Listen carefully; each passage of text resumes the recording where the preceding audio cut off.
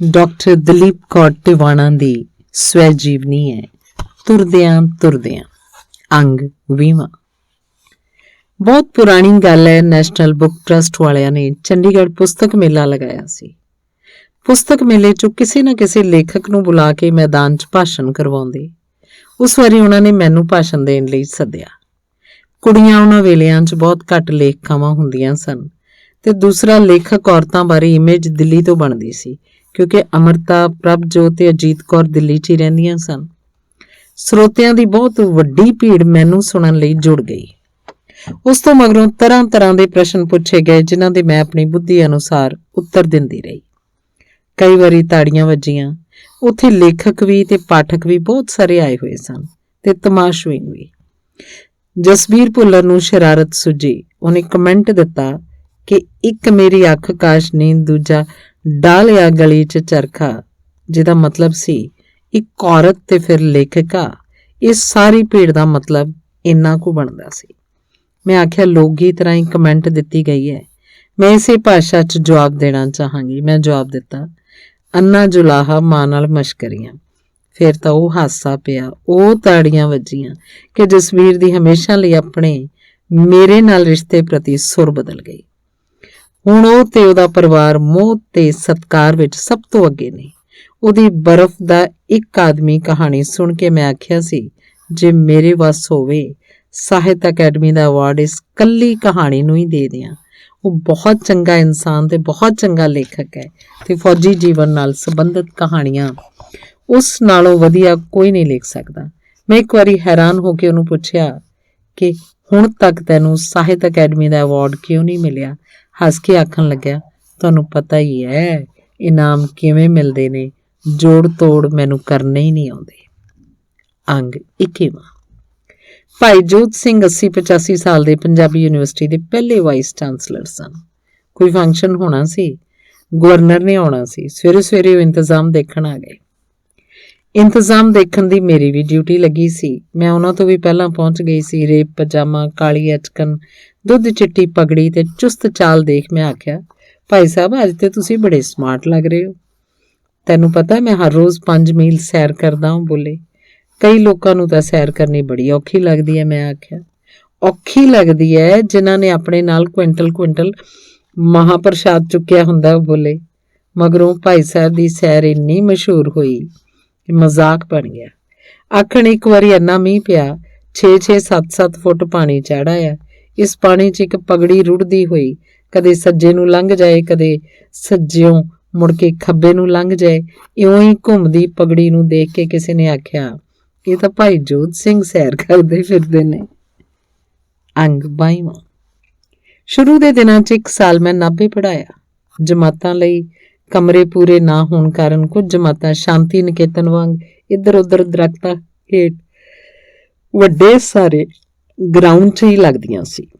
ਇੱਕ ਲੜਕਾ ਬਲਬੀਰ ਆਪਣਾ ਨਵਾਂ ਮੋਟਰਸਾਈਕਲ ਲੈ ਕੇ ਬੇਖੌਫ ਗਰਾਊਂਡ ਦੀਆਂ ਸੜਕਾਂ ਤੇ ਭਜਾਈ ਫਿਰਦਾ। ਇੱਕ ਦਿਨ ਮੈਂ ਉਹਨੂੰ ਆਪਣੇ ਕੋਲ ਸੱਦਿਆ ਤੇ ਆਖਿਆ, ਮੈਂ ਤੇਰੀ ਸ਼ਿਕਾਇਤ ਪ੍ਰਿੰਸੀਪਲ ਸਾਹਿਬ ਕੋਲ ਲਗਾ ਦਿਆਂਗੀ। ਉਹ ਅੱਗੋਂ ਬੋਲਿਆ, ਪ੍ਰਿੰਸੀਪਲ ਤੋਂ ਮੈਂ ਤੁਹਾਡੇ ਨਾਲੋਂ ਵੱਧ ਤਾਂ ਨਹੀਂ ਡਰਦਾ। ਮੇਰੇ ਕੋਲੋਂ ਤੂੰ ਡਰਦਾ? ਮੈਂ ਪੁੱਛਿਆ। ਉਹ ਆਖਣ ਲੱਗਾ, ਹਾਂ। ਮੈਂ ਆਖਿਆ, ਫਿਰ ਸੜਕਾਂ ਤੇ ਮੋਟਰਸਾਈਕਲ ਨਾ ਭਜਾਇਆ ਕਰ, ਕਲਾਸਾਂ ਡਿਸਟਰਬ ਹੁੰਦੀਆਂ ਨੇ। ਕੱਲ ਤੋਂ ਨਹੀਂ ਇਉਂ ਕਰਦਾ, ਉਹਨੇ ਆਖਿਆ। ਮੈਂ ਦੇਖਿਆ ਉਹ ਤੋਂ ਮਗਰੋਂ ਮੇਰੀ ਕਲਾਸ ਵੀ ਜਿਹੜੀ ਪਹਿਲਾਂ ਕਦੇ ਲਾਉਂਦਾ ਸੀ, ਹਰ ਰੋਜ਼ ਲਾਉਣ ਲੱਗ ਪਿਆ। ਕਈ ਦਿਨ ਮੈਂ ਨੋਟ ਕਰਦੀ ਰਹੀ, ਉਹ ਨਾ ਕੋਈ ਕਿਤਾਬ ਲਿਆਉਂਦਾ, ਨਾ ਕੋਈ ਕਾਪੀ ਕਾਗਜ਼। ਇੱਕ ਦਿਨ ਮੈਂ ਉਹਨੂੰ ਖੜਾ ਕਰਕੇ ਆਖਿਆ, ਬਲਬੀਰ ਤੂੰ ਕੋਈ ਕਾਪੀ ਕਾਗਜ਼ ਜਾਂ ਕਿਤਾਬ ਕਿਉਂ ਨਹੀਂ ਲੈ ਕੇ ਆਉਂਦਾ? ਹੱਸ ਕੇ ਆਖਣ ਲੱਗਾ, ਮੈਡਮ ਜੀ ਹਾੜੀ ਨੂੰ ਦਾਣੇ ਆਉਣਗੇ, ਵੇਚ ਕੇ ਕਿਤਾਬਾਂ ਕਾਪੀਆਂ ਖਰੀਦਾਂਗੇ। ਮੈਂ ਚੁੱਪ ਕਰ ਗਈ। 4 ਕੁ ਦਿਨਾਂ ਮਗਰੋਂ ਜਮਾਤ ਵਿੱਚ ਹੀ ਮੈਂ ਉਹਨੂੰ ਆਖਿਆ, ਬਲਬੀਰ ਇੱਥੇ ਨਾਭੇ 'ਚ ਮੇਰਾ ਤਾਂ ਕੋਈ ਵਾਕਫ ਨਹੀਂ, ਕਿ ਤੇਰਾ ਕੋਈ ਕੱਪੜੇ ਵਾਲਾ ਵਾਕਫ ਹੈ? ਮੈਂ ਕੱਪੜੇ ਸਿਲਵਾਉਣੇ ਨੇ ਪਰ ਉਧਾਰ ਲੈਣੇ ਨੇ। ਉਹ ਚੁੱਪ ਕਰੀ ਰਿਹਾ।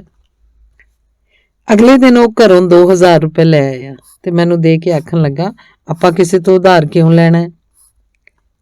ਕੱਪੜੇ ਉਧਾਰ ਤੇ ਕਿਉਂ ਲੈਣੇ ਨੇ? ਹੋਰ ਚਾਹੀਦੇ ਹੋਏ ਹੋਰ ਲਿਆ ਦੂੰਗਾ ਪੈਸੇ। ਮੈਂ ਉਹ ਪੈਸੇ ਲੈ ਕੇ ਉਸੇ ਦੇ ਹੀ ਜਮਾਤੀ ਮੁੰਡੇ ਨੂੰ ਆਖਿਆ, ਇਹ ਫੜ ਪੈਸੇ, ਬਾਜ਼ਾਰੋਂ ਜਾ ਕੇ ਸਾਰੀਆਂ ਕਿਤਾਬਾਂ ਕਾਪੀਆਂ ਪੈਨ ਪੈਨਸਿਲ ਲਿਆ ਦੇ, ਬਲਬੀਰ ਨੂੰ ਵੀ ਨਾਲ ਲੈ ਜਾ। ਉਸ ਲੜਕੇ ਨੇ ਇਉਂ ਹੀ ਕੀਤਾ। ਉਹ ਤੋਂ ਮਗਰੋਂ ਬਲਬੀਰ ਸੰਜੀਦਾ ਹੋ ਕੇ ਪੜ੍ਹਨ ਲੱਗ ਪਿਆ। ਅੰਗ 23। ਪਹਿਲੀ ਅਪਾਇੰਟਮੈਂਟ ਮੇਰੀ ਗਵਰਨਮੈਂਟ ਕਾਲਜ ਧਰਮਸ਼ਾਲਾ ਦੀ ਹੋ ਗਈ ਸੀ। ਇੱਕ ਸੈਸ਼ਨ ਮੈਂ ਉੱਥੇ ਪੜ੍ਹਾਇਆ ਸੀ। ਅੰਤਾਂ ਦੀ ਠੰਡ ਤੇ ਉੱਥੋਂ ਦੇ ਮੁੰਡੇ ਕੁੜੀਆਂ ਖਾਲੀ ਕਮੀਜ਼ ਪਾ ਕੇ ਕਾਲਜ ਆ ਜਾਂਦੇ। ਪ੍ਰਿੰਸੀਪਲ ਨੂੰ ਪੁੱਛ ਕੇ ਮੈਂ ਸਾਰੇ ਪ੍ਰੋਫੈਸਰਾਂ ਤੋਂ ਪੁੰਨ ਦੇ ਕੰਮ ਲਈ ਆਖ ਕੇ ਪੈਸੇ ਲਏ। ਫਿਰ ਮੇਰੀ ਲਿਹਾਜ਼ ਕਰਕੇ ਜਾਂ ਮੈਨੂੰ ਦਿਖਾਉਣ ਖਾਤਰ ਹਰ ਇੱਕ ਨੇ ਵੱਧ ਚੜ੍ਹ ਕੇ ਪੈਸੇ ਦਿੱਤੇ। ਕਲਰਕ ਨੂੰ ਭੇਜ ਕੇ ਅਸੀਂ ਬਾਜ਼ਾਰੋਂ ਕਈ ਰੰਗਾਂ ਦੀ ਬਹੁਤ ਸਾਰੀ ਵੂਲ ਮੰਗਵਾ ਲਈ ਤੇ ਕਾਲਜ ਦੀਆਂ ਕੁੜੀਆਂ ਨੂੰ ਆਖਿਆ ਕਿ ਇੱਕ ਸਵੈਟਰ ਦੀ ਵੂਲ ਲੈ ਜਾਓ। ਜਿਹੜੀ ਕੁੜੀ ਸਭ ਤੋਂ ਪਹਿਲਾਂ ਤੇ ਸੋਹਣਾ ਸਵੈਟਰ ਬਣਾਏਗੀ ਉਹਨੂੰ ਇਨਾਮ ਦਿੱਤਾ ਜਾਏਗਾ। ਉੱਥੇ ਇੱਕ ਬਹੁਤ ਪਿਆਰੀ ਲੜਕੀ ਸੀ, ਬਲਜੀਤ, ਜਿਹਦਾ ਐਕਸੀਡੈਂਟ ਕਾਰਨ ਇੱਕ ਹੱਥ ਜੜ ਤੋਂ ਹੀ ਕੱਟਿਆ ਹੋਇਆ ਸੀ। ਉਹਨੇ ਵੀ ਵੂਲ ਲੈ ਲਈ। ਮੇਰੀ ਜੱਕੋ ਤੱਕੋ ਨੂੰ ਦੇਖ ਕੇ ਆਖਣ ਲੱਗੀ, ਮੈਂ ਬਿਨਾਂ ਹੱਥ ਤੋਂ ਬਾਂਹ ਨਾਲ ਹੀ ਸਾਰੇ ਕੰਮ ਕਰ ਲੈਂਦੀ ਹਾਂ। ਹਫ਼ਤੇ ਮਗਰੋਂ ਪ੍ਰਿੰਸੀਪਲ ਦੇ ਕਮਰੇ 'ਚ ਸਵੈਟਰਾਂ ਦਾ ਢੇਰ ਲੱਗ ਗਿਆ। ਬਲਜੀਤ ਨੂੰ ਪਹਿਲਾ ਇਨਾਮ ਮਿਲਿਆ। ਮੈਨੂੰ ਲੱਗਿਆ ਇਸ ਤਰ੍ਹਾਂ ਸਵੈਟਰ ਲੈਣੇ ਮੁੰਡੇ ਕੁੜੀਆਂ ਨੂੰ ਸ਼ਰਮ ਲੱਗੇਗੀ। ਸਾਰੇ ਸਵੈਟਰ ਪ੍ਰਿੰਸੀਪਲ ਦੇ ਕਮਰੇ ਦੇ ਅੰਦਰ ਵੱਡੇ ਸਾਰੇ ਬਾਥਰੂਮ 'ਚ ਰਖਾ ਦਿੱਤੇ। ਮੁੰਡੇ ਕੁੜੀਆਂ ਨੂੰ ਆਖ ਦਿੱਤਾ, ਜਿਹਦਾ ਜੀ ਕਰੇ ਪ੍ਰਿੰਸੀਪਲ ਦੇ ਕਮਰੇ 'ਚ ਜਾਓ, ਬਾਥਰੂਮ 'ਚ ਜਿਹੜਾ ਸਵੈਟਰ ਚੰਗਾ ਲੱਗੇ ਪਾਓ। ਪਹਿਲੇ 2-3 ਦਿਨ ਤਾਂ ਉਹ ਸਵੈਟਰ ਮੁੰਡੇ ਕੁੜੀਆਂ ਨੇ ਕਮੀਜ਼ਾਂ ਦੀ ਹੇਠ ਦੀ ਪਾਏ ਹੋਏ ਸੀ ਤੇ ਮਗਰੋਂ ਉੱਪਰ ਦੀ ਪਾ ਲਏ। ਪ੍ਰਿੰਸੀਪਲ ਆਖਦਾ ਸੀ, ਇਹੋ ਜਿਹਾ ਕੰਮ ਤਾਂ ਭਾਵੇਂ ਹਰ ਸਾਲ ਕਰ ਲਿਆ ਕਰੋ।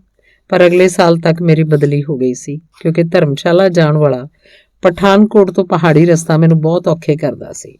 ਪਹਿਲੀ ਵਾਰੀ ਮੈਂ ਜਦੋਂ ਉੱਥੇ ਗਈ, ਘੁੰਮਣ ਘੇਰੀ ਖਾਂਦੀ ਬੱਸ 'ਚ ਬਹੁਤ ਉਲਟੀਆਂ ਆਈਆਂ। ਉੱਧਰਲੇ ਰਹਿਣ ਵਾਲੇ ਬੰਦੇ ਨੇ ਮੈਨੂੰ ਛੱਡਣ ਆਏ ਮੇਰੀ ਭੂਆ ਦੇ ਮੁੰਡੇ ਨੂੰ ਪੁੱਛਿਆ, ਕੁੜੀ ਕੌਣ ਹੈ? ਜਦੋਂ ਉਹਨੇ ਆਖਿਆ ਕਾਲਜ 'ਚ ਪ੍ਰੋਫੈਸਰ ਲੱਗ ਕੇ ਆਈ ਹੈ ਤਾਂ ਉਸ ਬਜ਼ੁਰਗ ਦਾ ਮੂੰਹ ਜਿਵੇਂ ਕਸੈਲਾ ਹੋ ਗਿਆ। ਆਖਣ ਲੱਗਾ, ਪੜ੍ਹਾਉਣਾ ਇਹਨੇ ਕੀ ਸੁਆ ਹੈ? ਰਸਤਾ ਤਾਂ ਇਹ ਤੋਂ ਘੱਟ ਨਹੀਂ ਹੁੰਦਾ। ਤੇ ਜਦੋਂ ਮੈਂ ਬਦਲੀ ਹੋ ਕੇ ਆਈ ਤਾਂ ਵਿਦਿਆਰਥੀਆਂ ਨੇ ਪ੍ਰਿੰਸੀਪਲ ਨੂੰ ਆਖਿਆ, ਮੈਡਮ ਦੀ ਬਦਲੀ ਰੁਕਵਾ ਦਿਓ। ਮੈਂ ਬੱਚਿਆਂ ਨੂੰ ਵੀ ਦੱਸਿਆ ਤੇ ਪ੍ਰਿੰਸੀਪਲ ਨੂੰ ਵੀ ਕਿ ਪਟਿਆਲੇ ਮੇਰੀਆਂ ਛੋਟੀਆਂ ਭੈਣਾਂ, ਨਿੱਕਾ ਜਿਹਾ ਵੀਰ ਤੇ ਮਾਂ ਹੈ। ਸਾਡੇ ਨਾ ਬਾਪ ਹੈ, ਨਾ ਕੋਈ ਤਾਇਆ ਚਾਚਾ। ਮੈਂ ਤਾਂ ਬੜੀਆਂ ਸਿਫਾਰਸ਼ਾਂ ਪਾ ਕੇ ਬਦਲੀ ਕਰਵਾਈ ਹੈ, ਪਰ ਉਹ ਝਰਨੇ, ਉਹ ਕੂਲਾਂ, ਸਾਹਮਣੇ ਦਿਸਦੇ ਪਹਾੜ, ਜੰਗਲ ਮੈਨੂੰ ਬਹੁਤ ਯਾਦ ਆਉਂਦੇ ਨੇ। ਉੱਥੇ ਹੀ ਪਹਿਲੀ ਵਾਰ ਮੈਨੂੰ ਸ਼ੋਭਾ ਸਿੰਘ ਆਰਟਿਸਟ ਤੇ ਅਮਰਤਾ ਮਿਲੇ ਸੀ।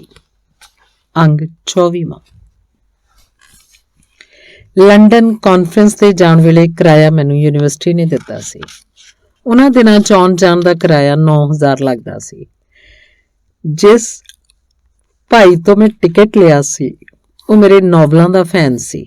ਉਹਨੇ ਸਾਰੀ ਦੀ ਸਾਰੀ ਕਮਿਸ਼ਨ ਛੱਡ ਕੇ ਮੈਨੂੰ ਉਹ ਟਿਕਟ 6,000 'ਚ ਦੇ ਦਿੱਤਾ ਸੀ। ਪਰ ਟਿਕਟ ਦੇ ਉੱਪਰ ਕਿਰਾਇਆ 9,000 ਹੀ ਲਿਖਿਆ ਸੀ। ਵਾਪਸ ਆ ਕੇ ਟਿਕਟ ਨਾਲ ਲਾ ਕੇ ਮੈਂ 6,000 ਦਾ ਹੀ ਬਿੱਲ ਭਰਿਆ। ਆਬਜੈਕਸ਼ਨ ਲੱਗ ਕੇ ਆ ਗਿਆ ਕਿ ਅਸੀਂ ਤੁਹਾਨੂੰ ਤੁਹਾਡੇ ਲਿਖਣ ਅਨੁਸਾਰ ਨਹੀਂ ਬਲਕਿ ਟਿਕਟ ਅਨੁਸਾਰ ਹੀ ਪੈਸੇ ਦੇ ਸਕਦੇ ਹਾਂ। ਮੈਂ ਲਿਖ ਭੇਜਿਆ ਕਿ ਮੈਂ 6,000 ਹੀ ਭੇਜੇ ਹਨ। ਫਿਰ ਇੱਕ ਪ੍ਰੋਫੈਸਰ ਆਖਣ ਲੱਗਾ, ਆਫਿਸ ਨੂੰ ਕੀ ਪਤਾ ਕਿ ਤੁਸੀਂ 6,000 ਵੀ ਨਾ ਖਰਚੇ ਹੋਣ, ਇਸ ਲਈ ਸਬੂਤ ਤਾਂ 9,000 ਦਾ ਹੈ। ਇਸ ਕਰਕੇ ਪੈਸੇ ਉਹੀ ਲੈਣੇ ਪੈਣਗੇ। ਮੈਂ ਫਿਰ ਲਿਖ ਕੇ ਭੇਜਤਾ ਕਿ ਮੈਂ 6,000 ਰੁਪਇਆ ਰੱਖ ਲਿਆ ਤੇ ਬਾਕੀ ਦੇ ਵਾਪਸ ਕਰ ਰਹੀ ਹਾਂ। ਮੈਂ ਇੱਥੇ ਗੱਲ ਮੁਕਾ ਦਿੱਤੀ। ਕਈ ਸਾਲਾਂ ਮਗਰੋਂ ਮੇਰੀ ਪ੍ਰੋਫੈਸਰ ਦੀ ਇੰਟਰਵਿਊ ਸੀ। ਇੱਕ ਕਲਰਕ ਨੇ ਆ ਕੇ ਦੱਸਿਆ ਕਿ ਤੁਹਾਡੇ ਹਿਸਾਬ 'ਚ ਗੜਬੜ ਹੈ। ਤੁਸੀਂ ਲਿਖਿਆ ਤਾਂ ਇਹ ਸੀ ਕਿ 6,000 ਰੁਪਏ ਖਰਚੇ ਨੇ ਤੇ ਲੈ ਲਏ ਨੇ 9,000। ਸਾਨੂੰ ਡੇਟ ਦੱਸੋ, ਤੁਸੀਂ ਕਦੋਂ ਗਏ ਸੀ? ਮੈਂ ਦੱਸਿਆ ਕਿ ਮੈਂ 6,000 ਹੀ ਲਏ ਸਨ, ਪਰ ਕਲਰਕ ਨੇ ਦੱਸਣ ਅਨੁਸਾਰ 1-2 ਪ੍ਰੋਫੈਸਰ ਇਹ ਰਿਕਾਰਡ ਕਢਾਉਣ ਲਈ ਬਜ਼ਿੱਦ ਹਨ। ਉਹਨਾਂ ਦਾ ਮਤਲਬ ਸੀ 6,000 ਲਿਖ ਕੇ ਜੇ ਮੈਂ 9,000 ਲਏ ਨੇ ਤਾਂ ਆਪ 3,000 ਦੀ ਬੇਈਮਾਨੀ ਜ਼ਾਹਰ ਹੋ ਜਾਏਗੀ। ਜਦੋਂ ਇਹ ਗੱਲ ਸਿਰੇ ਨਾ ਚੜੀ ਤਾਂ ਉਹਨਾਂ ਵਿੱਚੋਂ ਇੱਕ ਜੂਨੀਅਰ ਬੰਦਾ ਕੈਂਡੀਡੇਟ ਸੀਨੀਅਰ ਕੈਂਡੀਡੇਟ ਨੂੰ ਆਖਣ ਲੱਗਾ, ਆਪਾਂ ਦੋਨੋਂ ਇੰਟਰਵਿਊ ਤੇ ਨਹੀਂ ਜਾਂਦੇ, ਮੈਡਮ ਇਕੱਲੇ ਰਹਿ ਜਾਣਗੇ ਤੇ ਜੇ ਇੱਕੋ ਹੀ ਕੈਂਡੀਡੇਟ ਹੋਏ ਤਾਂ ਫਿਰ ਇੰਟਰਵਿਊ ਨਹੀਂ ਹੁੰਦੀ। ਪਰ ਸੀਨੀਅਰ ਕੈਂਡੀਡੇਟ ਨੇ ਜੂਨੀਅਰ ਨੂੰ ਆਖਿਆ ਕਿ ਮੈਂ ਜੇ ਇੰਟਰਵਿਊ ਤੇ ਨਾ ਗਿਆ ਤੇ ਤੂੰ ਮਗਰੋਂ ਚਲਾ ਗਿਆ, ਮੈਂ ਤੇ ਮਾਰਿਆ ਜਾਵਾਂਗਾ। ਇਸ ਲਈ ਦੋਵੇਂ ਕੈਂਡੀਡੇਟ ਇੰਟਰਵਿਊ ਲਈ ਅਪੀਅਰ ਹੋਏ ਤੇ ਤੀਸਰੀ ਮੈਂ ਸੀ। ਮੈਂ ਸਿਲੈਕਟ ਹੋ ਗਈ। ਹੁਣ ਤੱਕ ਵੀ ਲੋਕਾਂ ਦੀਆਂ ਨਿੱਕੀਆਂ-ਨਿੱਕੀਆਂ ਖੇਡਾਂ ਮੈਨੂੰ ਬੜੀਆਂ ਅਜੀਬ ਲੱਗਦੀਆਂ ਰਹਿੰਦੀਆਂ ਨੇ। ਅੰਗ 25ਵਾਂ। ਯੂਨੀਵਰਸਿਟੀ 'ਚ ਹੋਰ ਵਿਭਾਗਾਂ ਦੀਆਂ ਕੁੜੀਆਂ ਵੀ ਮੈਨੂੰ ਮਿਲਣ ਤੇ ਮੇਰੇ ਨਾਲ ਦੁੱਖ ਸੁੱਖ ਕਰਨ ਆ ਜਾਂਦੀਆਂ। ਲਿੰਗੁਇਸਟਿਕ ਵਿਭਾਗ ਦੀ ਬਹੁਤ ਹੀ ਸੋਹਣੀ ਕੁੜੀ ਜਦੋਂ ਇੱਕ ਦਿਨ ਮੈਨੂੰ ਮਿਲਣ ਆਈ ਤਾਂ ਮੈਂ ਉਹਨੂੰ ਪੁੱਛਿਆ, ਤੈਨੂੰ ਤਾਂ ਬਹੁਤ ਲੋਕੀ ਪਸੰਦ ਕਰਦੇ ਹੋਣਗੇ।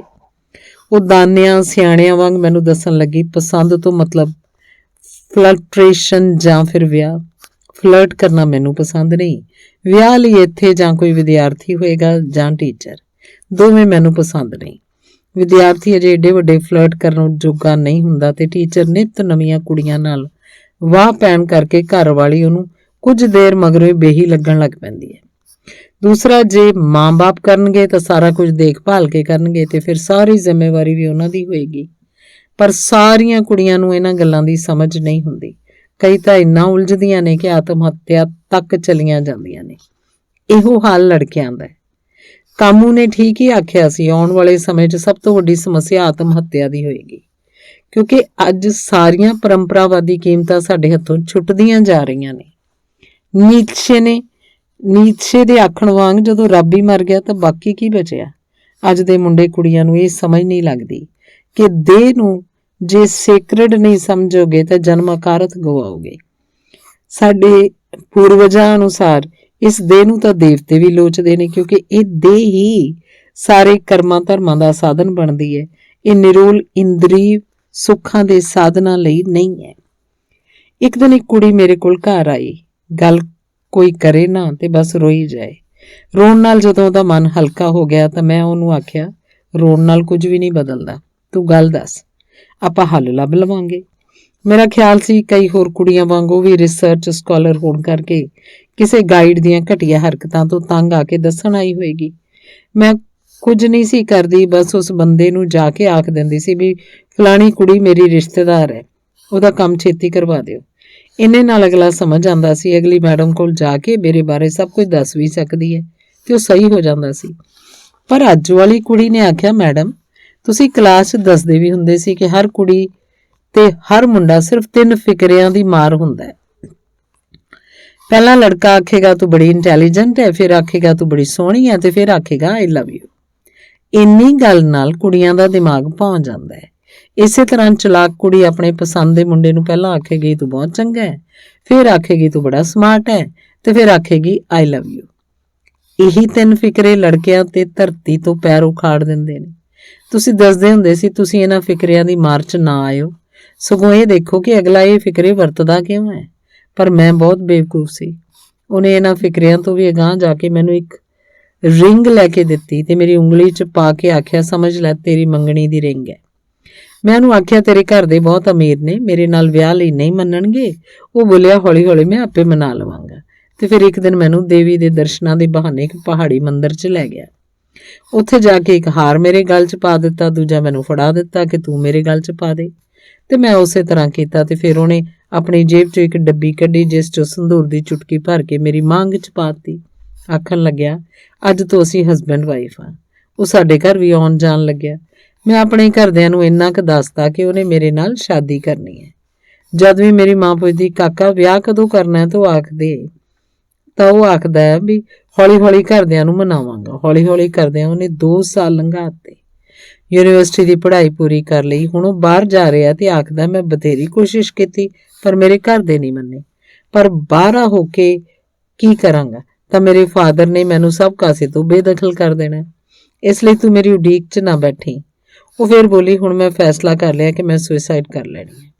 ਅੱਗੇ ਵੀ ਤਾਂ ਕਈ ਕੁੜੀਆਂ ਨੇ ਸੁਸਾਈਡ ਕੀਤੀ ਹੈ ਤੇ 1-2 ਮੁੰਡਿਆਂ ਨੇ ਵੀ। ਮੈਂ ਜ਼ਿੰਦਗੀ 'ਚ ਮੁੜ ਕੇ ਨਾਰਮਲ ਨਹੀਂ ਹੋ ਸਕਣਾ। ਨਾ ਮੇਰੇ ਕੋਲ ਘਰ ਦੇ ਫੇਸ ਕੀਤੇ ਜਾਂਦੇ ਨੇ। ਬਸ ਮਨ ਹੋਇਆ ਤੁਹਾਨੂੰ ਸਭ ਕੁਝ ਦੱਸਦੇ ਆ, ਨਹੀਂ ਤਾਂ ਮੇਰੇ ਮਰਨ ਉੱਪਰ ਪਤਾ ਨਹੀਂ ਕੀ ਕਹਾਣੀਆਂ ਬਣਨਗੀਆਂ।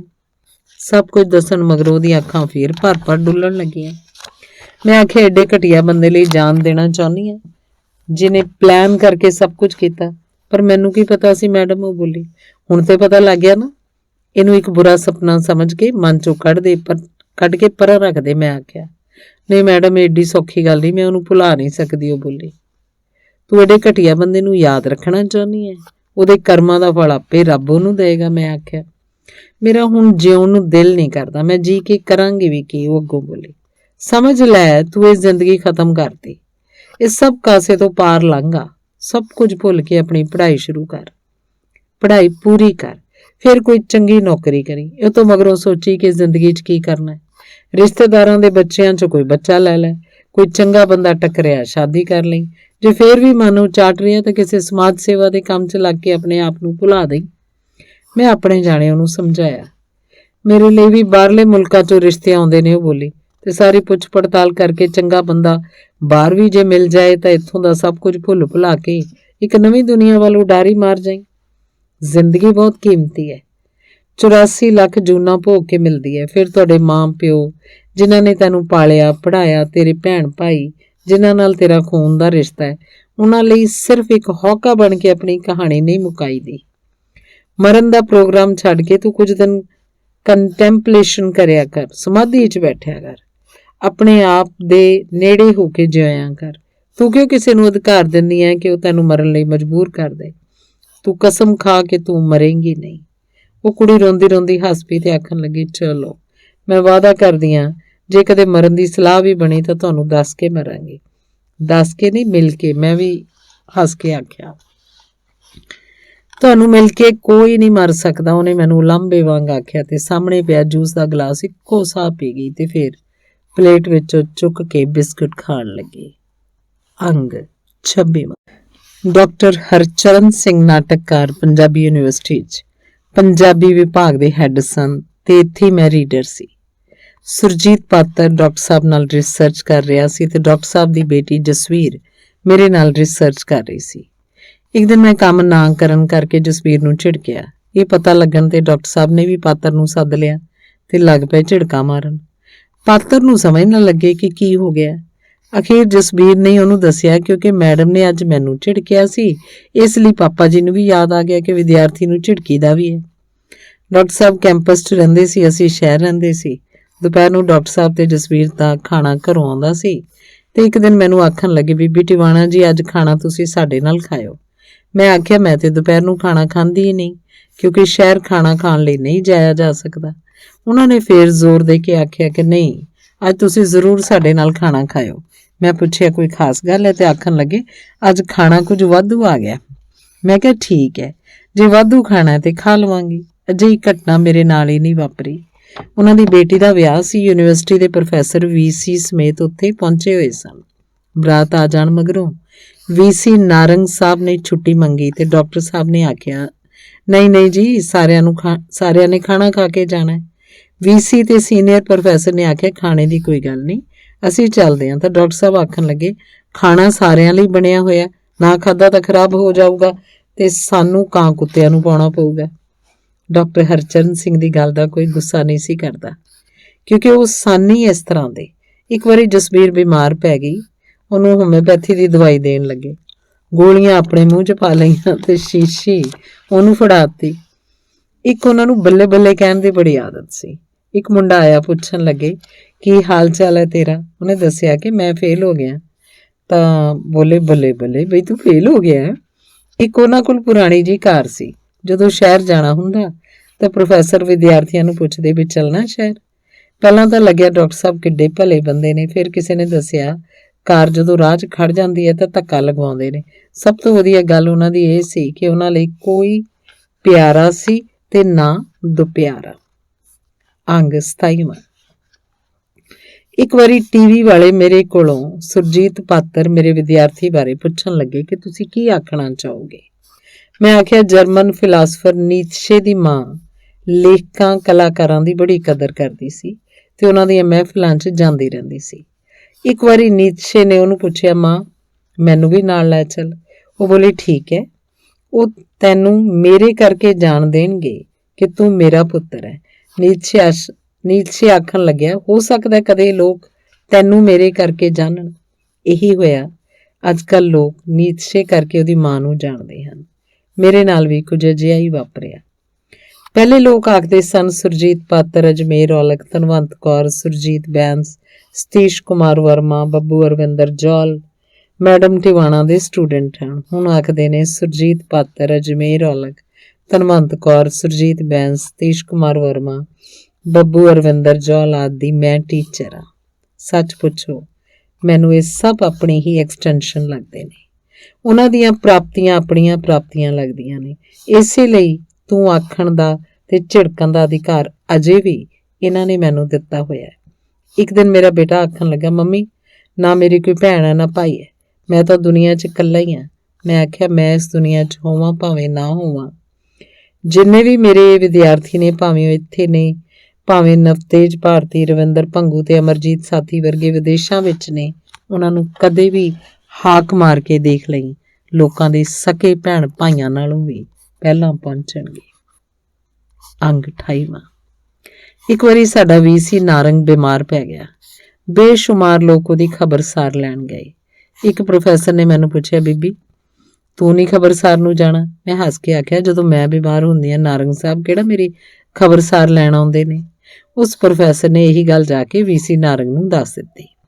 ਕੁਝ ਚਿਰ ਮਗਰੋਂ ਇੱਕ ਮੀਟਿੰਗ ਵੇਲੇ ਵੀਸੀ ਨਾਰੰਗ ਨੇ ਹੱਸ ਕੇ ਮੈਨੂੰ ਆਖਿਆ, ਜਦੋਂ ਤੂੰ ਬਿਮਾਰ ਹੁੰਨੀ ਹੈ ਮੈਨੂੰ ਪਤਾ ਹੀ ਨਹੀਂ ਲੱਗਦਾ।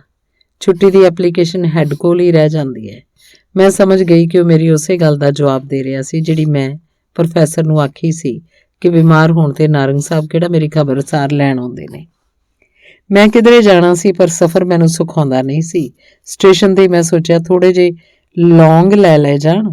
ਪਾਨ ਵੇਚਣ ਵਾਲੇ ਭਾਈ ਨੂੰ 2 ਰੁਪਏ ਫੜਾਉਂਦਿਆਂ ਮੈਂ ਆਖਿਆ, ਮੈਨੂੰ ਲੌਂਗ ਦੇ ਦਿਓ। ਉਦੋਂ 2 ਰੁਪਇਆਂ ਦਾ ਇੰਨਾ ਥੋੜਾ ਮੁੱਲ ਨਹੀਂ ਸੀ ਹੁੰਦਾ। ਯੂਨੀਵਰਸਿਟੀ ਤੋਂ ਸ਼ਹਿਰ ਜਾਣ ਲਈ ਬੱਸ ਦਾ ਕਿਰਾਇਆ ਸਿਰਫ 54 ਹੁੰਦਾ ਸੀ। ਮੈਂ ਤੇ 2 ਰੁਪਇਆਂ ਦੇ ਲੌਂਗ ਮੰਗੇ ਸਨ। ਪਾਨ ਵਾਲੇ ਭਾਈ ਨੇ ਚੁਟਕੀ ਭਰ ਕੇ ਲੌਂਗਾਂ ਦੀ ਮੇਰੇ ਵੱਲ ਕਰਦਿਆਂ ਕਿਹਾ, ਲੋ। ਮੈਂ ਸਮਝਿਆ ਮੈਨੂੰ ਨਮੂਨਾ ਦਿਖਾਉਂਦਾ। ਮੈਂ ਕਿਹਾ ਠੀਕ ਹੈ, ਡਿੱਗ ਹੈ, ਇਹਦੇ ਨਾਲ ਦੇ ਮੈਨੂੰ ਦਿਓ। ਉਹ ਬੋਲਿਆ, ਬਸ ਇੰਨੇ ਹੀ ਆਉਣਗੇ 2 ਰੁਪਇਆਂ ਦੇ।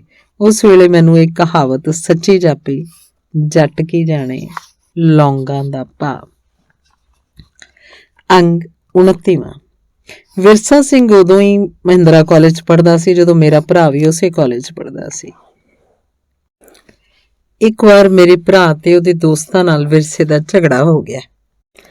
ਉਹਨੇ ਚੈਲੰਜ ਕੀਤਾ ਕਿ ਕੱਲ ਨੂੰ 10 ਵਜੇ ਆ ਜਾਏ ਗਰਾਊਂਡ 'ਚ ਜੇ ਹਿੰਮਤ ਹੈ। ਹਾਕੀਆਂ, ਕਿਰਪਾਨਾਂ, ਸੋਟੀਆਂ ਲੈ ਕੇ ਉਹ ਗਰਾਊਂਡ 'ਚ ਪਹੁੰਚ ਗਏ। ਇੱਧਰੋਂ ਇਹ ਸਾਰੇ ਵੀ ਤਿਆਰੀ ਕਰਕੇ ਗਰਾਊਂਡ 'ਚ ਪਹੁੰਚ ਗਏ। ਜਦੋਂ ਮੈਨੂੰ ਕਿਸੇ ਨੇ ਘਰ ਫੋਨ ਕੀਤਾ ਕਿ ਇੱਥੇ ਲੜਾਈ ਹੋਣ ਵਾਲੀ ਹੈ ਤੇ ਵਿਰਸਾ ਸਿੰਘ ਤੇ ਕਿਸੇ ਨੂੰ ਜਾਨੋਂ ਵੀ ਮਾਰ ਸਕਦਾ ਹੈ, ਮੈਂ ਤੁਰੰਤ ਪੁਲਿਸ ਨੂੰ ਫੋਨ ਕੀਤਾ। ਲੜਾਈ ਸ਼ੁਰੂ ਹੀ ਹੋਈ ਸੀ ਕਿ ਪੁਲਿਸ ਪਹੁੰਚ ਗਈ। ਸਾਰਿਆਂ ਨੂੰ ਦਬਕੇ ਮਾਰ ਕੇ ਪੁਲਿਸ ਨਾਂ ਲਿਖ ਕੇ ਲੈ ਗਈ ਤੇ ਮੁੜ ਕੇ ਜੇ ਕੋਈ ਅਜਿਹੀ ਗੱਲ ਕੀਤੀ ਤਾਂ ਤੁਸੀਂ ਸਾਰੇ ਜੇਲ੍ਹ ਅੰਦਰ ਹੋਵੋਗੇ। ਵੀਰਾ ਆ ਕੇ ਮੇਰੇ ਨਾਲ ਨਾਰਾਜ਼ ਹੋਇਆ ਕਿ ਤੁਸੀਂ ਪੁਲਿਸ ਨੂੰ ਫੋਨ ਕਿਉਂ ਕੀਤਾ, ਅਸੀਂ ਵਿਰਸੇ ਵੱਡੇ ਨਾਢੂ ਖਾਂ ਨੂੰ ਦੇਖ ਲੈਂਦੇ। ਉਹ ਤੋਂ ਮਗਰੋਂ BA ਕਰਕੇ ਵੀਰਾ ਫੌਜ 'ਚ ਭਰਤੀ ਹੋ ਗਿਆ। ਵਿਰਸਾ ਸਿੰਘ ਨੇ ਪੰਜਾਬੀ MA ਕਰਨ ਲਈ ਫਾਰਮ ਭਰ ਦਿੱਤਾ, ਪਰ ਵਿਭਾਗ ਨੂੰ CID ਦੀ ਰਿਪੋਰਟ ਪਹਿਲਾਂ ਹੀ ਆ ਗਈ ਸੀ ਕਿ ਇਸ ਮੁੰਡੇ ਨੂੰ ਦਾਖਲ ਨਾ ਕੀਤਾ ਜਾਏ। ਸਾਰਾ ਦਿਨ ਇੰਟਰਵਿਊ ਹੁੰਦੀ ਰਹੀ ਤੇ ਆਖਿਰ ਇੰਟਰਵਿਊ ਮੁੱਕ ਗਈ, ਪਰ ਵਿਰਸਾ ਅਜੇ ਵੀ ਬਾਹਰ ਖੜਾ ਸੀ। ਉਹ ਹੈੱਡ ਕੋਲ ਗਿਆ ਤੇ ਪੁੱਛਿਆ, ਸਰ ਮੈਨੂੰ ਕਿਉਂ ਨਹੀਂ ਦਾਖਲਾ ਦਿੱਤਾ? ਹੈੱਡ ਨੇ ਦੱਸਿਆ, ਪੁਲਿਸ ਵੱਲੋਂ ਤੇਰੀ ਰਿਪੋਰਟ ਚੰਗੀ ਨਹੀਂ ਆਈ। ਹੁਣ ਇੱਕੋ ਰਾਹ ਹੋ ਸਕਦਾ ਹੈ, ਜੇ ਕੋਈ ਤੇਰੀ ਜ਼ਿੰਮੇਵਾਰੀ ਲਵੇ। ਵਿਰਸਾ ਸਿੰਘ ਬੋਲਿਆ, ਜ਼ਿੰਮੇਵਾਰੀ ਮੈਂ MLA ਦੀ ਜਾਂ ਕਿਸੇ ਵਜ਼ੀਰ ਦੀ ਲਿਆ ਦੇਣਾ। ਹੈੱਡ ਨੇ ਟਾਲਣ ਲਈ ਆਖਿਆ, ਜੇ ਕੋਈ ਚੰਗੀ ਮਾੜੀ ਗੱਲ ਹੋ ਜਾਏ ਤੇ MLA ਜਾਂ ਵਜ਼ੀਰ ਨੂੰ ਅਸੀਂ ਲੱਭਦੇ ਫਿਰਾਂਗੇ। ਇਹ ਤਾਂ ਭਾਈ ਤਾਂ ਹੋ ਸਕਦਾ ਹੈ ਜੇ ਯੂਨੀਵਰਸਿਟੀ ਦਾ ਟੀਚਰ ਹੀ ਤੇਰੀ ਜ਼ਿੰਮੇਵਾਰੀ ਲਏ। ਪਰ ਉਹ ਕਿਸੇ ਟੀਚਰ ਨੂੰ ਨਹੀਂ ਸੀ ਜਾਣਦਾ। ਹੌਲੀ ਹੌਲੀ ਕਦਮ ਪੁੱਟਦਾ ਉਹ ਕਮਰੇ 'ਚੋਂ ਬਾਹਰ ਆ ਕੇ ਖਲੋ ਗਿਆ। ਸਾਰਾ ਕੰਮ ਮੁਕਾ ਕੇ ਜਦ ਮੈਂ ਕਮਰੇ 'ਚੋਂ ਬਾਹਰ ਨਿਕਲੀ, ਅਜੇ ਵੀ ਉੱਥੇ ਹੀ ਖੜਾ ਸੀ। ਮੈਂ ਪੁੱਛਿਆ, ਵਿਰਸਾ ਸਿੰਘ ਮੈਂ ਤੇਰੀ ਜ਼ਿੰਮੇਵਾਰੀ ਲੈ ਲਵਾਂ, ਕੋਈ ਸ਼ਰਾਰਤ ਤਾਂ ਨਹੀਂ ਕਰੇਗਾ? ਉਹ ਹੈਰਾਨ ਹੋਇਆ ਮੇਰੇ ਵੱਲ ਵੇਖਦਾ ਰਿਹਾ। ਮੈਂ ਵਾਪਸ ਜਾ ਕੇ ਹੈੱਡ ਨੂੰ ਆਖਿਆ, ਲਓ ਵਿਰਸਾ ਸਿੰਘ ਦੀ ਜ਼ਿੰਮੇਵਾਰੀ ਮੈਂ ਲੈਣੀ ਆ, ਤੇ ਮੈਂ ਲਿਖ ਕੇ ਵੀ ਦੇ ਦਿੱਤਾ। ਹੈੱਡ ਨੇ ਆਖਿਆ, ਇਸ ਲੜਕੇ ਦੀਆਂ ਰਿਪੋਰਟਾਂ ਚੰਗੀਆਂ ਨਹੀਂ, ਤੁਸੀਂ ਫੇਰ ਸੋਚ ਲਓ। ਮੈਂ ਆਖਿਆ, ਕੋਈ ਗੱਲ ਨਹੀਂ, ਦੇਖੀ ਜਾਏਗੀ। ਵਿਰਸਾ ਸਿੰਘ ਨੂੰ ਦਾਖਲਾ ਮਿਲ ਗਿਆ। ਇਸ ਸਮੇਂ ਦੌਰਾਨ ਉਹਨੇ ਕੋਈ ਲੜਾਈ ਝਗੜਾ ਨਾ ਕੀਤਾ, ਪਰ ਪਿਛਲੀ ਰੰਜਿਸ਼ ਕੱਢਣ ਲਈ ਬਾਹਰਲੇ ਕੁਝ ਮੁੰਡੇ ਹਾਕੀਆਂ ਤਲਵਾਰਾਂ ਲੈ ਕੇ ਯੂਨੀਵਰਸਿਟੀ ਪਹੁੰਚ ਗਏ। ਪਤਾ ਲੱਗਣ ਤੇ ਘਬਰਾ ਕੇ ਵਿਰਸਾ ਸਿੰਘ ਭੱਜ ਕੇ ਲਾਇਬ੍ਰੇਰੀ ਅੰਦਰ ਜਾ ਵੜਿਆ ਤੇ ਉੱਪਰ ਜਾ ਕੇ ਆਪਣੇ ਆਪ ਨੂੰ ਬਾਥਰੂਮ 'ਚ ਬੰਦ ਕਰ ਲਿਆ। ਸ਼ਾਇਦ ਇਸ ਤੋਂ ਵੱਧ ਉਹਨੂੰ ਕੁਝ ਸੁਝਿਆ ਹੀ ਨਹੀਂ ਸੀ, ਕਿਉਂਕਿ ਮੇਰੇ ਕੀਤੇ ਵਾਅਦੇ ਮੁਤਾਬਕ ਉਹ ਲੜਨਾ ਨਹੀਂ ਸੀ ਚਾਹੁੰਦਾ। ਨਹੀਂ ਤਾਂ ਉਹ ਐਡਾ ਤਕੜਾ ਸੀ ਕਿ ਆਉਣ ਵਾਲਿਆਂ ਤੋਂ ਹੀ ਕੁਝ ਨਾ ਕੁਝ ਖੋਹ ਕੇ ਉਹਨਾਂ ਨਾਲ ਭਿੜ ਸਕਦਾ ਸੀ। ਕਾਫੀ ਘੰਟਿਆਂ ਮਗਰੋਂ ਮੈਨੂੰ ਇਸ ਗੱਲ ਦਾ ਪਤਾ ਲੱਗਿਆ। ਮੈਂ ਇੱਕ ਲੜਕੇ ਨੂੰ ਆਖਿਆ ਕਿ ਮੋਟਰਸਾਈਕਲ ਲਿਆ ਕੇ ਲਾਇਬ੍ਰੇਰੀ ਅੱਗੇ ਖੜਾ ਕਰ ਦੇ। ਉੱਪਰੋਂ ਲਾਇਬ੍ਰੇਰੀ 'ਚੋਂ ਵਿਰਸਾ ਸਿੰਘ ਨੂੰ ਸੱਦਿਆ। ਹੇਠਾਂ ਬੁਲਾ ਕੇ ਮੈਂ ਆਖਿਆ, ਮੈਂ ਤੇਰੇ ਪਿੱਛੇ ਬੈਠਦੀ ਹਾਂ, ਤੂੰ ਮੈਨੂੰ ਮੋਟਰਸਾਈਕਲ ਤੇ ਬਿਠਾ ਕੇ ਘਰ ਛੱਡ ਗਿਆ। ਦੇਖਦੀ ਹਾਂ ਕੌਣ ਤੇਰੇ ਦੇ ਹੱਥ ਚੁੱਕਦਾ ਹੈ। ਪਤਾ ਨਹੀਂ ਮੇਰੇ ਆਖਣ ਦਾ ਉਹਨਾਂ ਤੇ ਕੀ ਅਸਰ ਹੋਇਆ ਕਿ ਉਹ ਬੈਠੇ ਦੇ ਬੈਠੇ ਰਹਿ ਗਏ ਤੇ ਵਿਰਸਾ ਸਿੰਘ ਮੈਨੂੰ ਮੋਟਰਸਾਈਕਲ ਤੇ ਬਿਠਾ ਕੇ ਘਰ ਛੱਡਣ ਆਇਆ। ਸਾਰਾ ਟਾਈਮ ਉਹਨੇ ਸ਼ਾਂਤੀ ਨਾਲ ਲੰਘਾਇਆ ਤੇ 2nd ਡਿਵੀਜ਼ਨ ਲੈ ਕੇ ਪਹਿਲੀ ਵਾਰੀ 'ਚ ਹੀ ਉਹਨੇ MA ਕਰ ਲਈ। ਇਸ ਤੋਂ ਮਗਰੋਂ ਉਹਨੇ ਸ਼ੈਲਰ ਲਾਈ, ਵੱਡੀ ਕਾਰ ਲਈ। ਕਦੇ ਕਦੇ ਯੂਨੀਵਰਸਿਟੀ ਆਉਂਦਾ ਤਾਂ ਵੱਡੀ ਸਾਰੀ ਕਾਰ ਰੋਕ ਕੇ ਹੇਠਾਂ ਉਤਰ ਕੇ ਮੈਨੂੰ ਮੱਥਾ ਟੇਕਦਾ ਤੇ ਆਖਦਾ ਮੈਂ ਘਰ ਛੱਡ ਆਉਣਾ। ਕੁਝ ਸਾਲਾਂ ਬਾਅਦ ਜਦੋਂ ਅਸੀਂ ਸ਼ਹਿਰ ਰਹਿੰਦੇ ਸੀ ਤਾਂ ਮੈਂ ਕਿਧਰੇ ਗਈ ਹੋਈ ਸੀ। ਸਵੇਰੇ 5 ਵਜੇ ਵਿਰਸਾ ਸਿੰਘ ਨੇ ਦਰਵਾਜ਼ਾ ਖੜਕਾਇਆ। ਪ੍ਰੋਫੈਸਰ ਭੁਪਿੰਦਰ ਸਿੰਘ ਨੇ ਦਰਵਾਜ਼ਾ ਖੋਲ੍ਹਿਆ। ਕੰਮ ਪੁੱਛਿਆ ਤਾਂ ਉਹਨੇ ਆਖਿਆ ਮੇਰੀ ਬੇਟੀ ਹੋਈ ਹੈ। ਉਹਨੂੰ ਗੁੜਤੀ ਮੈਡਮ ਤੋਂ ਦਿਵਾਉਣੀ ਸੀ। ਇਸ ਤੋਂ ਮਗਰੋਂ ਉਹਨੇ ਚੰਡੀਗੜ੍ਹ 'ਚ ਦੁੱਧ ਦੀ ਡਾਇਰੀ ਵੀ ਖੋਲ੍ਹ ਲਈ। ਹੁਣ ਉਹ ਬਹੁਤ ਚੰਗਾ ਤੇ ਬਹੁਤ ਅਮੀਰ ਲੋਕਾਂ 'ਚ ਗਿਣਿਆ ਜਾਂਦਾ ਹੈ। ਅੰਗ 30ਵਾਂ। ਇੱਕ ਦਿਨ ਜਮਾਤ 'ਚ ਖੜੇ ਹੋ ਕੇ ਇੱਕ MA ਦੇ ਵਿਦਿਆਰਥੀ ਨੇ ਆਖਿਆ, ਮੈਡਮ ਮੈਂ ਭਾਰਤ ਦਾ ਰਾਸ਼ਟਰਪਤੀ ਬਣਨਾ ਚਾਹੁੰਦਾ। ਉਹਦੀ ਗੱਲ ਸੁਣ ਕੇ ਸਾਰੇ ਹੱਸ ਪਏ। ਮੈਂ ਆਖਿਆ ਰਾਸ਼ਟਰਪਤੀ ਤਾਂ ਸਾਰੇ ਬਣਨਾ ਚਾਹੁੰਦੇ ਨੇ, ਪਰ ਤੂੰ ਕਿਉਂ ਖਾਸ ਬਣਨਾ ਚਾਹੁੰਦਾ? ਉਹ ਆਖਣ ਲੱਗਿਆ ਮੈਂ ਇਸ ਲਈ ਚਾਹੁੰਦਾ ਕਿ ਰਾਸ਼ਟਰਪਤੀ ਹੋ ਕੇ ਮੈਂ ਤੁਹਾਨੂੰ ਇਨਾਮ ਦੇ ਰਿਹਾ ਹੋਵਾਂ ਤੇ ਤੁਸੀਂ ਲੈ ਰਹੇ ਹੋ। ਵਕਤ ਲੰਘਣ ਨਾਲ ਉਹਦਾ ਅੱਧਾ ਸੁਪਨਾ ਤਾਂ ਪੂਰਾ ਹੋ ਗਿਆ ਕਿ ਮੈਨੂੰ ਰਾਸ਼ਟਰਪਤੀ ਤੋਂ ਪਦਮ ਸ਼੍ਰੀ ਅਵਾਰਡ ਮਿਲਿਆ, ਪਰ ਅੱਧਾ ਵਿੱਚੇ ਰਹਿ ਗਿਆ ਕਿਉਂਕਿ ਅਵਾਰਡ ਦੇਣ ਵਾਲਾ ਉਹ ਲੜਕਾ ਨਹੀਂ ਸੀ, ਸਗੋਂ ਭਾਰਤ ਦਾ ਰਾਸ਼ਟਰਪਤੀ ਜਨਾਬ ਅਬਦੁਲ ਕਲਾਮ ਸੀ। ਇਸੇ ਤਰ੍ਹਾਂ ਇੱਕ ਦਿਨ ਇੱਕ ਲੜਕੇ ਨੇ ਆਖਿਆ, ਮੈਡਮ ਹੁਣ ਤੁਸੀਂ ਮਰ ਜਾਓ। ਮੈਂ ਪੁੱਛਿਆ ਕਿਉਂ? ਬੋਲਿਆ ਹੁਣ ਮੇਰੇ ਮਨ 'ਚ ਤੁਹਾਡਾ ਬਹੁਤ ਵਧੀਆ ਇਮੇਜ ਹੈ, ਕੱਲ ਨੂੰ ਕੁਛ ਅਜਿਹਾ ਨਾ ਹੋ ਜਾਏ ਕਿ ਮੇਰਾ ਉਹ ਇਮੇਜ ਖਰਾਬ ਹੋ ਜਾਏ। ਮੈਂ ਆਖਿਆ ਇਸ ਲਈ ਤਾਂ ਤੈਨੂੰ ਰੱਬ ਨੂੰ ਅਪਰੋਚ ਕਰਨੀ ਪਏਗੀ, ਜਾਂ ਮੇਰਾ ਇਮੇਜ ਠੀਕ ਰੱਖੇ ਜਾਂ ਮੈਨੂੰ ਹੁਣੇ ਬੁਲਾ ਲਏ। ਅੰਗ 31ਵਾਂ। ਸਾਡੀ ਯੂਨੀਵਰਸਿਟੀ ਦੀ ਬੁੱਕ ਵੈਨ ਅਨੇਕਾਂ ਪਿੰਡਾਂ ਤੇ ਸ਼ਹਿਰਾਂ 'ਚ ਕਿਤਾਬਾਂ ਵੇਚਣ ਲਈ ਜਾਂਦੀ ਹੈ। 25 ਰੁਪਏ ਦੇ ਕੇ ਜੇ ਕੋਈ ਮੈਂਬਰ ਬਣ ਜਾਏ ਤਾਂ ਹਰ ਕਿਤਾਬ ਉਹਨੂੰ ਅੱਧੇ ਮੁੱਲ ਤੇ ਮਿਲਦੀ ਹੈ। ਕਈ ਵਾਰੀ ਇਹ ਬੁੱਕ ਵੈਨ ਦਿੱਲੀ ਵੀ ਜਾਂਦੀ ਹੈ। ਇੱਕ ਵਾਰੀ ਵੈਨ ਦੇ ਨਾਲ ਵਾਲੇ ਬੰਦਿਆਂ 'ਚੋਂ ਇੱਕ ਨੇ ਦੱਸਿਆ ਕਿ ਦਿੱਲੀ ਇੱਕ ਥਾਂ 85-90 ਸਾਲ ਦਾ ਇੱਕ ਬਜ਼ੁਰਗ ਬੁੱਕ ਵੈਨ ਤੋਂ ਕਿਤਾਬਾਂ ਖਰੀਦਣ ਆਉਂਦਾ ਹੁੰਦਾ ਸੀ। ਉਹ ਕਿਤਾਬਾਂ ਖਰੀਦਣ ਵੀ ਆਉਂਦਾ, ਲੇਖਕਾਂ ਨੂੰ ਗਾਲਾਂ ਵੀ ਕੱਢਦਾ ਕਿ ਕੀ ਸੁਆਹ ਲਿਖਦੇ ਨੇ। ਇੱਕ ਵਾਰੀ ਉਹਨੇ ਬੁੱਕ ਵੈਨ ਨਾਲ ਗਏ ਇੱਕ ਬੰਦੇ ਨੂੰ ਪੁੱਛਿਆ, ਕੁੜੀ ਟਿਵਾਣਾ ਵੀ ਉੱਥੇ ਹੀ ਰਹਿੰਦੀ ਹੈ? ਉਹਨੇ ਆਖਿਆ ਹਾਂਜੀ। ਤਾਂ ਉਸ ਬਜ਼ੁਰਗ ਨੇ ਆਪਣੇ ਕੁੜਤੇ ਦੀ ਜੇਬ 'ਚੋਂ ਮੇਰੇ ਨਾਂ ਦਾ ਇੱਕ ਲਿਫਾਫਾ ਕੱਢ ਕੇ ਉਹਨੂੰ ਦਿੱਤਾ।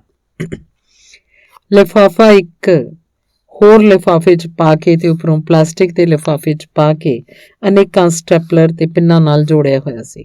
ਬੁੱਕ ਵੈਨ ਵਾਲੇ ਭਾਈ ਨੇ ਸੋਚਿਆ ਮੈਡਮ ਨੂੰ ਵੀ ਬੁਰਾ ਭਲਾ ਹੀ ਲਿਖਿਆ ਹੋਏਗਾ, ਇਸ ਲਈ ਉਹਨੇ ਚਿੱਠੀ ਲਿਆ ਕੇ ਆਪਣੇ ਮੇਜ਼ ਦੇ ਡਰਾਅਰ 'ਚ ਰੱਖ ਲਈ।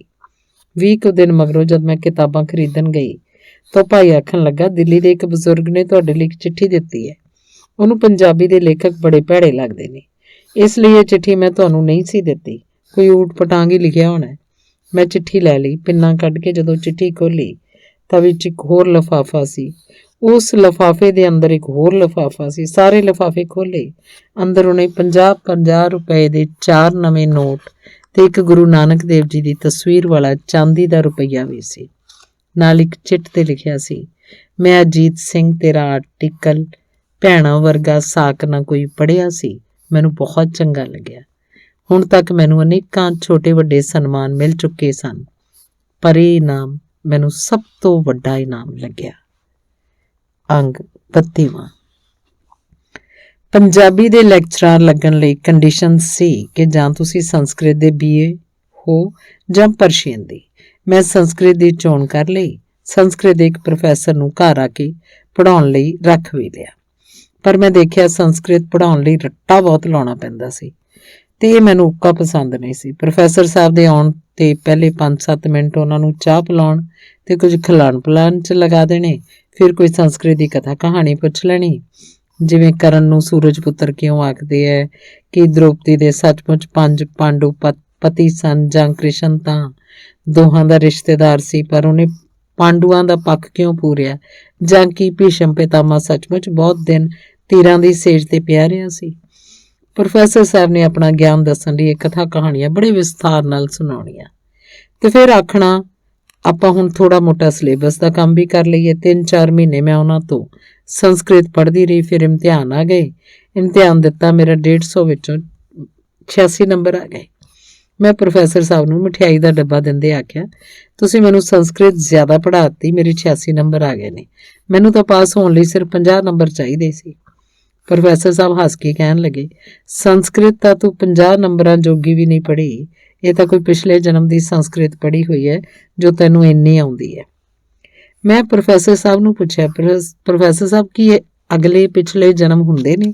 ਉਹ ਆਖਣ ਲੱਗੇ ਤੁਹਾਡੇ ਇੱਕ ਜਨਮ ਦੇ ਕਰਮ ਅਗਲਾ ਜਨਮ ਸਿਰਜਦੇ ਨੇ, ਨਹੀਂ ਤਾਂ ਅਮੀਰ ਗਰੀਬ, ਕੋਝੇ ਸੋਹਣੇ, ਸੁਖੀ ਦੁਖੀ ਕਿਸ ਆਧਾਰ ਤੇ ਬਣਦੇ ਨੇ। ਜਿੰਨਾ ਚਿਰ ਤੁਸੀਂ ਆਪਣੇ ਨੇਕ ਕਰਮਾਂ ਸਦਕਾ ਪ੍ਰਭੂ 'ਚ ਲੀਨ ਨਹੀਂ ਹੋ ਜਾਂਦੇ, ਉਨੀ ਦੇਰ ਜਨਮ ਮਰਨ ਦੇ ਚੱਕਰ 'ਚ ਭਟਕਦੇ ਰਹਿੰਦੇ ਹੋ। ਮੈਂ ਫਿਰ ਪੁੱਛਿਆ, ਪ੍ਰੋਫੈਸਰ ਸਾਹਿਬ, ਕੀ ਭਵਿੱਖਬਾਣੀ 'ਚ ਤੁਸੀਂ ਯਕੀਨ ਰੱਖਦੇ ਹੋ? ਉਹ ਦੱਸਣ ਲੱਗੇ, ਸਮੇਂ ਤੇ ਸਥਾਨ ਦੇ ਬੰਧਨ ਤੁਹਾਡੇ ਸਥੂਲ ਆਪੇ ਲਈ ਹਨ। ਤੁਹਾਡਾ ਸੂਖਮ ਆਪਾ ਸਮੇਂ ਤੇ ਸਥਾਨ ਦੇ ਬੰਧਨਾਂ ਤੋਂ ਮੁਕਤ ਹੈ। ਜਿਸਮ ਨੂੰ ਪਿੱਛੇ ਛੱਡੇ ਸੂਖਮ ਆਪਾ ਦੂਰ ਦੂਰ ਤੱਕ ਘੁੰਮ ਆਉਂਦਾ ਹੈ। ਇਹ ਯਾਤਰਾ ਤੁਹਾਡੇ ਅਚੇਤ ਮਨ 'ਚ ਪਈ ਰਹਿੰਦੀ ਹੈ।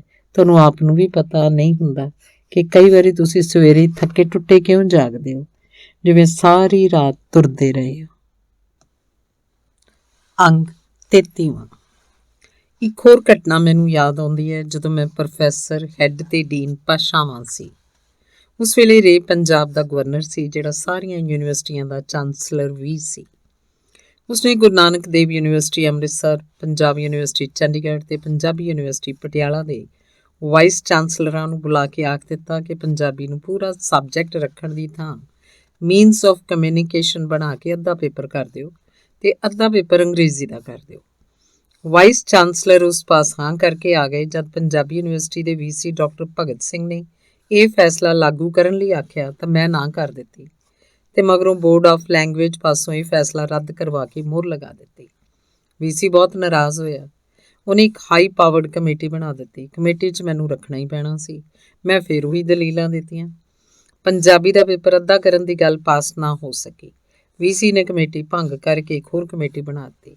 ਉਸ ਤੋਂ ਵੀ ਹਾਈ ਪਾਵਰਡ ਕਮੇਟੀ ਬਣਾ ਦਿੱਤੀ ਤੇ ਮੈਨੂੰ ਕੱਲੀ ਨੂੰ ਬੁਲਾ ਕੇ ਆਖਣ ਲੱਗਿਆ, ਬੀਬੀ, ਸਾਰੀਆਂ ਯੂਨੀਵਰਸਿਟੀਆਂ ਨੇ ਫੈਸਲਾ ਮਨਜ਼ੂਰ ਕਰ ਲਿਆ, ਤੂੰ ਮੇਰੀ ਪੋਜੀਸ਼ਨ ਕਿਉਂ ਆਕਵਰਡ ਕਰਦੀ ਹੈ? ਕਿਉਂ ਨਹੀਂ ਇਹ ਫੈਸਲਾ ਲਾਗੂ ਕਰਨ ਦਿੰਦੀ? ਮੈਂ ਆਖਿਆ, ਡਾਕਟਰ ਸਾਹਿਬ, ਅੱਧੇ ਪੰਜਾਬੀ ਦੇ ਟੀਚਰਾਂ ਦੀ ਛੁੱਟੀ ਹੋ ਜਾਏਗੀ। ਦੂਸਰਾ, ਜੇ ਪੰਜਾਬੀ ਚੱਜ ਨਾਲ ਨਹੀਂ ਪੜ੍ਹਨਗੇ, ਹੋਰ ਵਿਸ਼ਿਆਂ ਨੂੰ ਪੰਜਾਬੀ 'ਚ ਕਿਵੇਂ ਸਮਝਣਗੇ?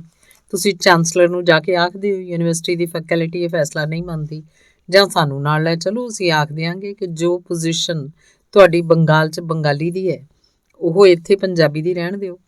ਅਗਲੀ ਗੱਲ ਮੈਂ ਡਾਕਟਰ ਭਗਤ ਸਿੰਘ ਨੂੰ ਆਖੀ ਕਿ ਇੱਕ ਇਤਿਹਾਸਕ ਫੈਸਲਾ ਹੈ, ਤੁਸੀਂ ਕਿਉਂ ਕਲੰਕ ਖੱਟਦੇ ਹੋ? ਡਾਕਟਰ ਭਗਤ ਸਿੰਘ ਪੰਜਾਬੀ ਦਾ ਪੂਰਾ ਪੇਪਰ ਰੱਖਣ ਲਈ ਮੰਨ ਗਏ। ਮਗਰੋਂ ਦੂਜੀਆਂ ਯੂਨੀਵਰਸਿਟੀਆਂ ਨੇ ਵੀ ਰੌਲਾ ਪਾ ਕੇ ਪੇਪਰ ਪੂਰਾ ਕਰਵਾ ਲਿਆ। ਇਸੇ ਤਰ੍ਹਾਂ ਜਦੋਂ ਡਾਕਟਰ ਅਮਰੀਕ ਸਿੰਘ ਵੀਸੀ ਸਨ, ਮੈਂ ਮੁਖੀ ਸੀ, ਤਾਂ ਉਹਨਾਂ ਨੂੰ ਦੱਸਿਆ ਗਿਆ ਕਿ ਪੰਜਾਬੀ ਦਾ ਸਿਲੇਬਸ ਵਿਧਾ ਅਨੁਸਾਰ ਨਹੀਂ, ਪੀਰੀਅਡ ਅਨੁਸਾਰ ਹੋਣਾ ਚਾਹੀਦਾ ਹੈ, ਤੇ ਮੈਂ ਨਹੀਂ ਹੋਣ ਦਿੰਦੀ। ਡਾਕਟਰ ਅਮਰੀਕ ਸਿੰਘ ਕਿਉਂਕਿ ਅੰਗਰੇਜ਼ੀ ਦੇ ਪ੍ਰੋਫੈਸਰ ਰਹੇ ਸਨ, ਉਹਨਾਂ ਨੇ ਮੀਟਿੰਗ ਆਪਣੇ ਕਮਰੇ 'ਚ ਬੁਲਾ ਲਈ। ਮਤਲਬ ਸੀ, ਦੇਖਾਂਗਾ ਟਿਵਾਣਾ ਕਿਵੇਂ ਨਹੀਂ ਹੋਣ ਦਿੰਦੇ। ਕਮਰੇ 'ਚ ਜਾ ਕੇ ਮੀਟਿੰਗ ਸ਼ੁਰੂ ਹੋਣ ਤੋਂ ਪਹਿਲਾਂ ਮੈਂ ਆਖਿਆ, ਡਾਕਟਰ ਸਾਹਿਬ, ਮੀਟਿੰਗ ਸ਼ੁਰੂ ਹੋਣ ਤੋਂ ਪਹਿਲਾਂ ਮੈਂ ਇੱਕ ਗੱਲ ਕਰਨੀ ਚਾਹੁੰਦੀ ਹਾਂ। ਵੀਸੀ ਨੇ ਤਿਉੜੀਆਂ ਪਾ ਕੇ ਆਖਿਆ, ਦੱਸੋ। ਤਾਂ ਮੈਂ ਆਖਿਆ, ਮੀਟਿੰਗ ਕਰਨ ਦਾ ਅਧਿਕਾਰ ਡੀਨ ਹੋਣ ਕਰਕੇ ਮੇਰਾ ਹੈ ਤੇ ਮੇਰੇ ਕਮਰੇ 'ਚ ਹੋਣੀ ਚਾਹੀਦੀ ਹੈ। ਤੁਹਾਨੂੰ ਅਸੀਂ ਸਪੈਸ਼ਲ ਤੌਰ 'ਤੇ ਬੁਲਾ ਸਕਦੇ ਹਾਂ, ਪਰ ਤੁਸੀਂ ਮੀਟਿੰਗ ਇੱਥੇ ਨਹੀਂ ਰੱਖ ਸਕਦੇ। ਵੀਸੀ ਨੂੰ ਬੜਾ ਗੁੱਸਾ ਲੱਗਿਆ। ਉਹਨੇ ਆਖਿਆ, ਜਾਓ, ਤੁਹਾਡੇ ਕਮਰੇ 'ਚ ਮੀਟਿੰਗ ਕਰ ਲਓ। ਮੈਂ ਉੱਠ ਖੜੀ ਹੋਈ, ਨਾਲ ਹੀ ਸਾਰੇ ਮੈਂਬਰਾਂ ਨੂੰ ਉੱਠਣ ਦਾ ਇਸ਼ਾਰਾ ਕੀਤਾ। ਵੀਸੀ ਦੇ ਦਫ਼ਤਰ ਵੱਲੋਂ ਆਉਂਦਿਆਂ ਮੇਰੇ ਟੀਚਰ ਤੇ ਸੀਨੀਅਰ ਪ੍ਰੋਫੈਸਰ ਗੁਲਵੰਤ ਸਿੰਘ ਨੇ ਮੈਨੂੰ ਆਖਿਆ, ਬੀਬੀ, ਵੀਸੀ ਨਾਲ ਨਹੀਂ ਐਵੇਂ ਗੱਲ ਕਰੀਦੀ। ਮੈਂ ਆਖਿਆ, ਗੱਲ ਅਸੂਲ ਦੀ ਹੈ। ਮੇਰੇ ਕਮਰੇ 'ਚ ਆ ਕੇ ਮੈਂ ਫਿਰ ਉਹੀ ਆਖਿਆ ਕਿ ਸਿਲੇਬਸ ਵਿਧਾ ਅਨੁਸਾਰ ਹੋਣਾ ਚਾਹੀਦਾ ਹੈ। ਤਾਂ ਡਾਕਟਰ ਗੁਰਭਗਤ ਸਿੰਘ ਨੇ ਤੇ ਡਾਕਟਰ ਰਵੀ ਨੇ ਦੱਸਿਆ ਕਿ ਕੈਂਬਰਿਜ ਤੇ ਆਕਸਫੋਰਡ ਯੂਨੀਵਰਸਿਟੀ 'ਚ ਸਿਲੇਬਸ ਪੀਰੀਅਡ ਅਨੁਸਾਰ ਪੜ੍ਹਾਇਆ ਜਾਂਦਾ ਹੈ, ਇੱਥੇ ਕਿਉਂ ਨਹੀਂ ਹੋ ਸਕਦਾ? ਮੈਂ ਦੱਸਿਆ ਕਿ ਆਕਸਫੋਰਡ ਤੇ ਕੈਂਬਰਿਜ ਯੂਨੀਵਰਸਿਟੀ 'ਚ ਅੰਗਰੇਜ਼ੀ ਦੇ 150 ਟੀਚਰ ਹਨ। ਹਰ ਪੀਰੀਅਡ ਦੀ ਹਰ ਵਿਧਾ ਨੂੰ ਵੱਖਰਾ ਟੀਚਰ ਪੜ੍ਹਾਉਂਦਾ ਹੈ। ਇੱਥੇ ਸਾਡੇ ਕੋਲ ਮਸਾਂ 5-6 ਟੀਚਰ ਹਨ। ਸਾਨੂੰ ਉਨੇ ਟੀਚਰ ਦੇ ਦੇਣ, ਅਸੀਂ ਵੀ ਪੀਰੀਅਡ ਅਨੁਸਾਰ ਪੜ੍ਹਾਉਣ ਲੱਗ ਪਵਾਂਗੇ। ਇਸ ਗੱਲ ਦਾ ਉਹਨਾਂ ਕੋਲ ਕੋਈ ਜਵਾਬ ਨਹੀਂ ਸੀ ਤੇ ਅੱਜ ਤੱਕ ਵੀ ਸਿਲੇਬਸ ਵਿਧਾ ਅਨੁਸਾਰ ਹੀ ਪੜ੍ਹਾਇਆ ਜਾਂਦਾ ਹੈ। ਅੰਗ 34ਵਾਂ। ਇੱਕ ਵਾਰੀ ਵਿਭਾਗ ਵਾਲਿਆਂ ਨੇ ਰਲ ਕੇ ਫੈਸਲਾ ਕਰ ਲਿਆ ਕਿ ਹਰ ਬੰਦਾ ਖੁਸ਼ੀ ਦੇ ਮੌਕੇ ਸਾਰੇ ਵਿਭਾਗ ਨੂੰ ਕਿਸੇ ਚੰਗੇ ਹੋਟਲ 'ਚ ਡਿਨਰ ਦਿਆ ਕਰੇਗਾ। ਫਿਰ ਇਸ ਫੈਸਲੇ ਨੂੰ ਬਦਲ ਕੇ ਕਰ ਲਿਆ ਗਿਆ ਕਿ ਹਰ ਮਹੀਨੇ 100 ਰੁਪਏ ਇਕੱਠਾ ਕਰਕੇ ਸਾਰਾ ਵਿਭਾਗ ਕਿਸੇ ਹੋਟਲ 'ਚ ਡਿਨਰ ਕਰਨ ਜਾਇਆ ਕਰੇਗਾ। ਮੈਂ ਹਰ ਵਾਰੀ 100 ਰੁਪਏ ਤਾਂ ਦੇ ਦੇਣੇ, ਪਰ ਡਿਨਰ ਕਰਨ ਲਈ ਹੋਟਲ ਨਾ ਪਹੁੰਚਣਾ। ਇਸ ਗੱਲੋਂ ਨਾਰਾਜ਼ ਹੋ ਕੇ ਉਹਨਾਂ ਨੇ ਮੈਨੂੰ ਫਾਈਨ ਕੀਤਾ ਕਿ ਇਸ ਵਾਰੀ ਡਿਨਰ ਹੀ ਮੈਡਮ ਦੇਣਗੇ। ਮੈਂ ਆਖਿਆ, ਮੈਂ ਡਿਨਰ ਨਹੀਂ, ਲੰਚ ਦਿਆਂਗੀ, ਉਹ ਵੀ ਜਾਂ ਗੈਸਟ ਹਾਊਸ ਜਾਂ ਆਪਣੇ ਘਰੇ। ਇਹ ਗੱਲ ਕਿਸੇ ਨੂੰ ਵੀ ਗਵਾਰਾ ਨਹੀਂ ਸੀ। ਮੇਰੇ ਨਾਲ ਨਾਰਾਜ਼ ਹੋ ਕੇ ਉਹਨਾਂ ਨੇ ਫੈਸਲਾ ਕੀਤਾ ਕਿ ਇੱਕ ਜਣਾ ਪਹਿਲੇ ਫਿਲਮ ਦੇਖ ਕੇ ਆਇਆ ਕਰੇਗਾ ਤੇ ਜੇ ਫਿਲਮ ਚੰਗੀ ਹੋਵੇ ਤਾਂ ਸਾਰਾ ਸਟਾਫ ਇਕੱਠਾ ਫਿਲਮ ਦੇਖ ਕੇ ਆਇਆ ਕਰੇਗਾ। ਮੈਂ ਇਸ ਵਿੱਚ ਵੀ ਸ਼ਾਮਲ ਨਾ ਹੋਈ ਤਾਂ ਮੇਰੇ ਨਾਲ ਹੋਰ ਵੀ ਨਾਰਾਜ਼ ਹੋ ਗਏ। ਇਹੋ ਜਿਹੀਆਂ ਮਾੜੀਆਂ ਮੋਟੀਆਂ ਗੱਲਾਂ ਚੱਲਦੀਆਂ ਰਹਿੰਦੀਆਂ ਸਨ, ਪਰ ਵਿਭਾਗ 'ਚ ਨੀਚ ਕਿਸਮ ਦਾ ਵੈਰ ਵਿਰੋਧ ਨਹੀਂ ਸੀ। ਹਰਬੰਸ ਬਰਾੜ ਸਾਡਾ ਲੈਕਚਰਾਰ ਗੁਜ਼ਰ ਗਿਆ ਤੇ ਖਾਲਸਾ ਕਾਲਜ 'ਚ ਪੜ੍ਹਾਉਂਦੀ ਉਹਦੀ ਘਰਵਾਲੀ ਬਲਵਿੰਦਰ ਬਰਾੜ ਨੇ ਵੀਸੀ ਨੂੰ ਅਰਜ਼ੀ ਦਿੱਤੀ ਕਿ ਯੂਨੀਵਰਸਿਟੀ 'ਚ ਉਹਨੂੰ ਲੈਕਚਰਾਰ ਲਗਾ ਦਿੱਤਾ ਜਾਏ। ਡਾਕਟਰ ਭਗਤ ਸਿੰਘ ਵੀਸੀ ਸਨ, ਜੋ ਉਹਦੇ ਰਿਸ਼ਤੇਦਾਰ ਵੀ ਸਨ। ਡਾਕਟਰ ਭਗਤ ਸਿੰਘ ਨੇ ਫੈਸਲਾ ਕਰਨ ਲਈ ਕਮੇਟੀ ਬਣਾ ਦਿੱਤੀ। ਕਮੇਟੀ ਨੇ ਲਿਖ ਦਿੱਤਾ ਕਿ ਭਾਵੇਂ ਉਹ ਖਾਲਸਾ ਕਾਲਜ 'ਚ ਪੜ੍ਹਾ ਰਹੀ ਹੈ, ਪਰ ਨਾ ਉਹ ਐਮਫਿਲ ਹੈ, ਨਾ ਹੀ PhD, ਇਸ ਲਈ ਯੂਨੀਵਰਸਿਟੀ ਲੈਕਚਰਾਰ ਦੇ ਯੋਗ ਨਹੀਂ। ਵੀਸੀ ਕੁਝ ਨਹੀਂ ਸੀ ਕਰ ਸਕਦਾ। ਉਹ ਰੋਂਦੀ ਹੋਈ ਮੇਰੇ ਕੋਲ ਆਈ, ਆਪਣੇ ਭਰਾ ਨੂੰ ਨਾਲ ਲੈ ਕੇ। ਮੈਂ ਆਖਿਆ, ਵੀਸੀ ਨੂੰ ਆਖ ਉਹ ਕਮੇਟੀ ਦੀ ਰਿਪੋਰਟ ਫਾੜ ਦੇਣ ਤੇ ਲਿਖ ਭੇਜਣ ਕਿ ਕਮੇਟੀ ਦੀ ਰਿਪੋਰਟ ਛੇਤੀ ਭੇਜੋ।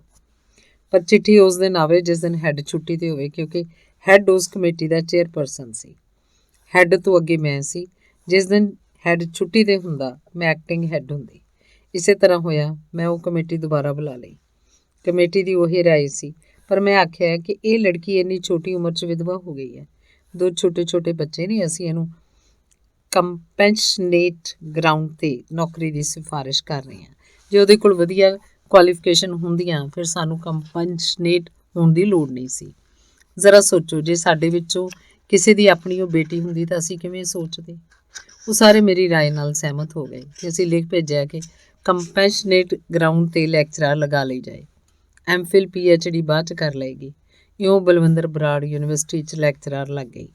ਬਾਅਦ 'ਚ ਇਹਨੇ ਐਮਫਿਲ ਜਦੋਂ ਕੀਤੀ, ਮੈਂ ਵਾਈਵੇ ਵੇਲੇ ਐਗਜ਼ਾਮੀਨਰ ਨੂੰ ਆਖਿਆ ਇਹਨੂੰ B+ ਦੇ ਜਾਇਓ ਤਾਂ ਜੋ PhD ਕਰ ਸਕੇ। ਐਗਜ਼ਾਮੀਨਰ ਨੇ ਆਖਿਆ, ਮੈਡਮ ਤੁਸੀਂ ਜ਼ਿੰਦਗੀ ਭਰ ਕਦੇ ਕਿਸੇ ਨੂੰ ਕੋਈ ਕੰਮ ਆਖਿਆ ਨਹੀਂ, ਜੇ ਤੁਸੀਂ ਉਹ ਆਖਦੇ ਤਾਂ ਉਹ ਵੀ ਦੇ ਜਾਂਦਾ। ਇਹ ਤੋਂ ਮਗਰੋਂ ਬਲਵਿੰਦਰ ਬਰਾੜ ਨੇ PhD ਵੀ ਕਰ ਲਈ ਤੇ ਉਹ ਡਾਕਟਰ ਬਲਵਿੰਦਰ ਬਰਾੜ ਬਣ ਗਈ। ਹੁਣ ਉਹਨੇ ਦੋਨੋਂ ਬੱਚੇ ਵੀ ਵਿਆਹ ਲਏ ਨੇ। ਨਾਨੀ ਦਾਦੀ ਬਣੀ, ਕੈਨੇਡਾ ਰਹਿ ਰਹੀ ਹੈ। ਅੰਗ 35ਵਾਂ। ਇੱਕ ਦਿਨ ਪ੍ਰੋਫੈਸਰ ਪ੍ਰੀਤਮ ਸਿੰਘ ਦੇ ਘਰੋਂ ਫੋਨ ਆਇਆ ਕਿ ਪ੍ਰੋਫੈਸਰ ਪ੍ਰੀਤਮ ਸਿੰਘ ਨੂੰ ਦਿਲ ਦਾ ਦੌਰਾ ਪਿਆ ਤੇ ਉਹਨਾਂ ਨੂੰ ਹਸਪਤਾਲ ਲੈ ਗਏ ਹਨ। ਕੁਝ ਹੋਰ ਦੱਸਣ ਤੋਂ ਪਹਿਲਾਂ ਹੀ ਫੋਨ ਬੰਦ ਹੋ ਗਿਆ। ਮੈਂ ਮੁੜ ਕੇ ਫੋਨ ਕੀਤਾ ਤਾਂ ਘਰ ਕੋਈ ਨਹੀਂ ਸੀ। ਪਤਾ ਨਹੀਂ ਕਿਉਂ ਮੈਨੂੰ ਰੋਣਾ ਆ ਗਿਆ। ਪ੍ਰੋਫੈਸਰ ਭੁਪਿੰਦਰ ਮੈਨੂੰ ਆਖਣ ਲੱਗੇ, ਰੋਵੋ ਨਾ, ਉਹ ਬੜੇ ਚੀੜੇ ਬੰਦੇ ਨੇ, ਐਡੀ ਛੇਤੀ ਨਹੀਂ ਜਾਣ ਲੱਗੇ। ਝਾਟੀ ਤਿਆਰ ਹੋ ਕੇ ਮੈਂ ਰਜਿੰਦਰਾ ਹਸਪਤਾਲ ਦੇ ਸਪੈਸ਼ਲ ਕਮਰੇ ICU 'ਚ ਪ੍ਰੋਫੈਸਰ ਸਾਹਿਬ ਨੂੰ ਲੱਭਦੀ ਰਹੀ, ਪਰ ਉੱਥੇ ਨਹੀਂ ਸਨ। ਫਿਰ ਅਮਰ ਹਸਪਤਾਲ ਗਈ। ਉਹਨਾਂ ਦਾ ਬੇਟਾ ਜੈਰੂਪ ਤੇ ਇੱਕ ਬੇਟੀ ਕਮਰੇ ਦੇ ਬਾਹਰ ਖੜੇ ਸਨ। ਆਖਣ ਲੱਗਿਆ, ਡਾਕਟਰਾਂ ਨੇ ਅੰਦਰ ਜਾਣਾ ਮਨਾ ਕੀਤਾ ਹੋਇਆ। ਮੈਂ ਆਖਿਆ, ਮੈਂ ਇਹ ਫੁੱਲ ਉਹਨਾਂ ਦੇ ਕੋਲ ਰੱਖ ਕੇ ਦੱਬੇ ਪੈਰੀ ਮੁੜ ਆਵਾਂਗੀ। ਅੰਦਰ ਜਾ ਕੇ ਜਦੋਂ ਫੁੱਲ ਮੈਂ ਉਹਨਾਂ ਦੇ ਸਿਰਹਾਣੇ ਰੱਖੇ ਤਾਂ ਉਹਨਾਂ ਨੇ ਅੱਖਾਂ ਖੋਲ੍ਹ ਲਈਆਂ ਤੇ ਆਖਣ ਲੱਗੇ, ਅਜੇ ਨਹੀਂ ਮੈਂ ਮਰਦਾ।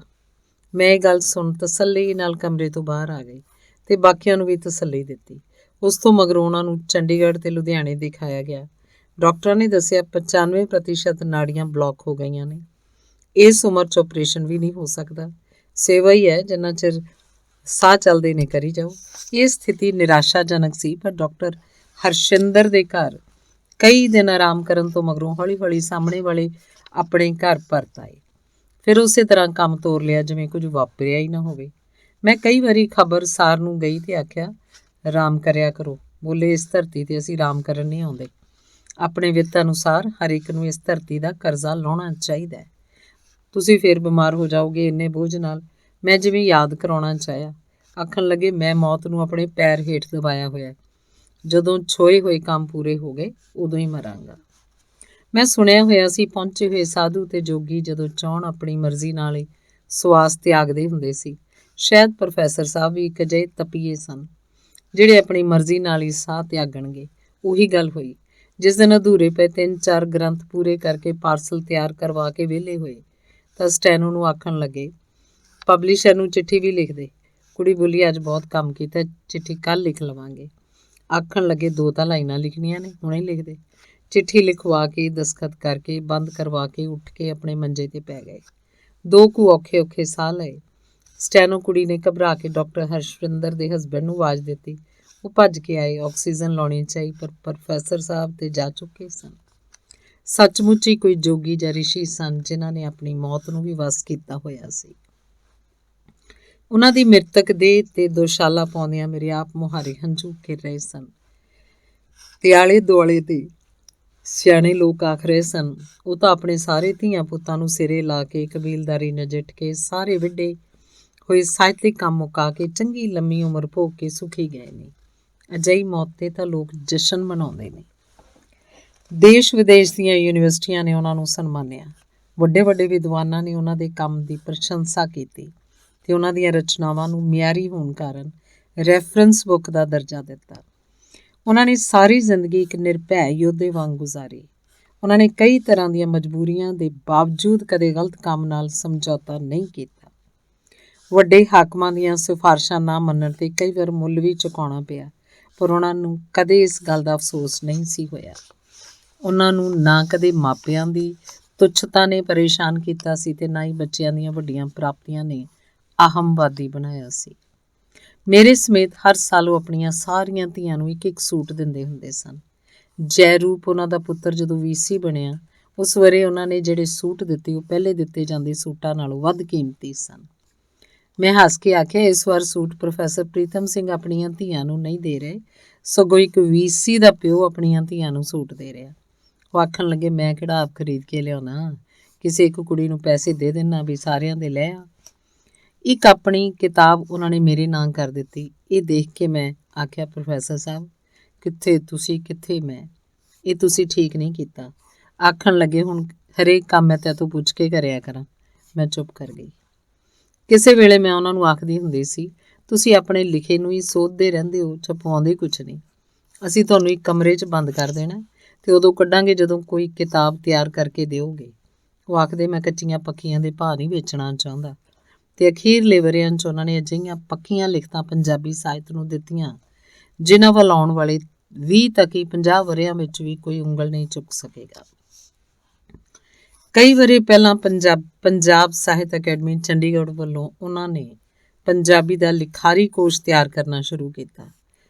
ਆਪ ਹਰ ਕੰਮ ਨੂੰ ਪਰਫੈਕਸ਼ਨ ਤੱਕ ਲੈ ਜਾਂਦੇ ਸਨ। ਸਾਹਿਤ ਅਕੈਡਮੀ ਦੀ ਟੀਮ ਬਦਲ ਗਈ, ਪਰ ਕੋਸ਼ ਤਿਆਰ ਨਹੀਂ ਸੀ ਹੋਇਆ। 3 ਵਰ੍ਹੇ ਹੋਰ ਲੰਘ ਜਾਣ ਮਗਰੋਂ ਜਦੋਂ ਮੈਂ ਪੰਜਾਬੀ ਸਾਹਿਤ ਅਕੈਡਮੀ ਚੰਡੀਗੜ੍ਹ ਦੀ ਪ੍ਰਧਾਨ ਬਣੀ, ਮੈਂ ਪ੍ਰੋਫੈਸਰ ਸਾਹਿਬ ਨੂੰ ਬੇਨਤੀ ਕੀਤੀ ਕਿ ਕੋਸ਼ ਪੂਰਾ ਕਰ ਦਿਓ, ਨਾਲ ਅਸੀਂ ਇੱਕ ਅਸਿਸਟੈਂਟ ਵੀ ਰੱਖ ਕੇ ਦਿਆਂਗੇ। ਉਹ ਆਖਣ ਲੱਗੇ, ਪਿਛਲਾ ਕੰਮ ਬੇਕਾਰ ਹੋ ਗਿਆ, ਸਾਲਾਂ 'ਚ ਬਹੁਤ ਕੁਝ ਬਦਲ ਗਿਆ, ਨਵੇਂ ਸਿਰੇ ਤੋਂ ਸ਼ੁਰੂ ਕਰਨਾ ਪਏਗਾ। ਮੈਂ ਉਹਨਾਂ ਨੂੰ ਨਵੇਂ ਸਿਰਿਓਂ ਕੰਮ ਕਰਨ ਲਈ ਮਨਾ ਲਿਆ। ਇੱਧਰ ਸਾਹਿਤ ਅਕੈਡਮੀ ਦੇ ਪਹਿਲਾਂ ਰਹਿ ਚੁੱਕੇ ਪ੍ਰਧਾਨ ਗੁਲਜ਼ਾਰ ਸੰਧੂ ਨੇ ਆਖਿਆ ਸੀ, ਪੈਸੇ ਖਰਾਬ ਕਰਨ ਦੀ ਲੋੜ ਨਹੀਂ, ਪ੍ਰੋਫੈਸਰ ਸਾਹਿਬ ਕੋਈ ਕੰਮ ਕਰਕੇ ਨਹੀਂ ਦਿੰਦੇ। ਮੈਂ ਆਖਿਆ, ਜੇ ਕੰਮ ਪੂਰਾ ਨਹੀਂ ਹੋਊਗਾ, ਜਿੰਨੇ ਪੈਸੇ ਅਸੀਂ ਉਹਨਾਂ ਦੇ ਅਸਿਸਟੈਂਟ ਨੂੰ ਦਿਆਂਗੇ ਉਹ ਮੈਂ ਪੱਲਿਓਂ ਮੋੜ ਦਿਆਂਗੀ।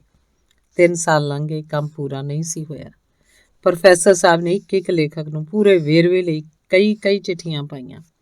ਅਧੂਰਾ ਕੰਮ ਉਹ ਕਰਦੇ ਨਹੀਂ ਸਨ ਤੇ ਮੈਂ ਇੱਕ ਟਰਮ ਲਈ ਹੋਰ ਚੰਡੀਗੜ੍ਹ ਰਹਿ ਗਈ ਤੇ ਪ੍ਰੋਫੈਸਰ ਸਾਹਿਬ ਨੇ 2100 ਲੇਖਕਾਂ ਦੇ ਸੰਪੂਰਨ ਬਾਇਓਡਾਟੇ ਨਾਲ ਕੋਸ਼ ਤਿਆਰ ਕਰ ਦਿੱਤਾ, ਪਰ ਏਡੇ ਵੱਡੇ ਗ੍ਰੰਥ ਨੂੰ ਕੋਈ ਵੀ ਪਬਲਿਸ਼ਰ ਤੇ ਨਾ ਹੀ ਯੂਨੀਵਰਸਿਟੀ ਛਾਪਣ ਲਈ ਤਿਆਰ ਸੀ। ਆਖਿਰ ਸਾਨੂੰ ਲਿਖ ਕੇ ਦੇਣਾ ਪਿਆ ਕਿ ਤੁਸੀਂ ਇਸ ਨੂੰ ਜਿੱਥੋਂ ਮਰਜ਼ੀ ਛਪਾ ਲਓ।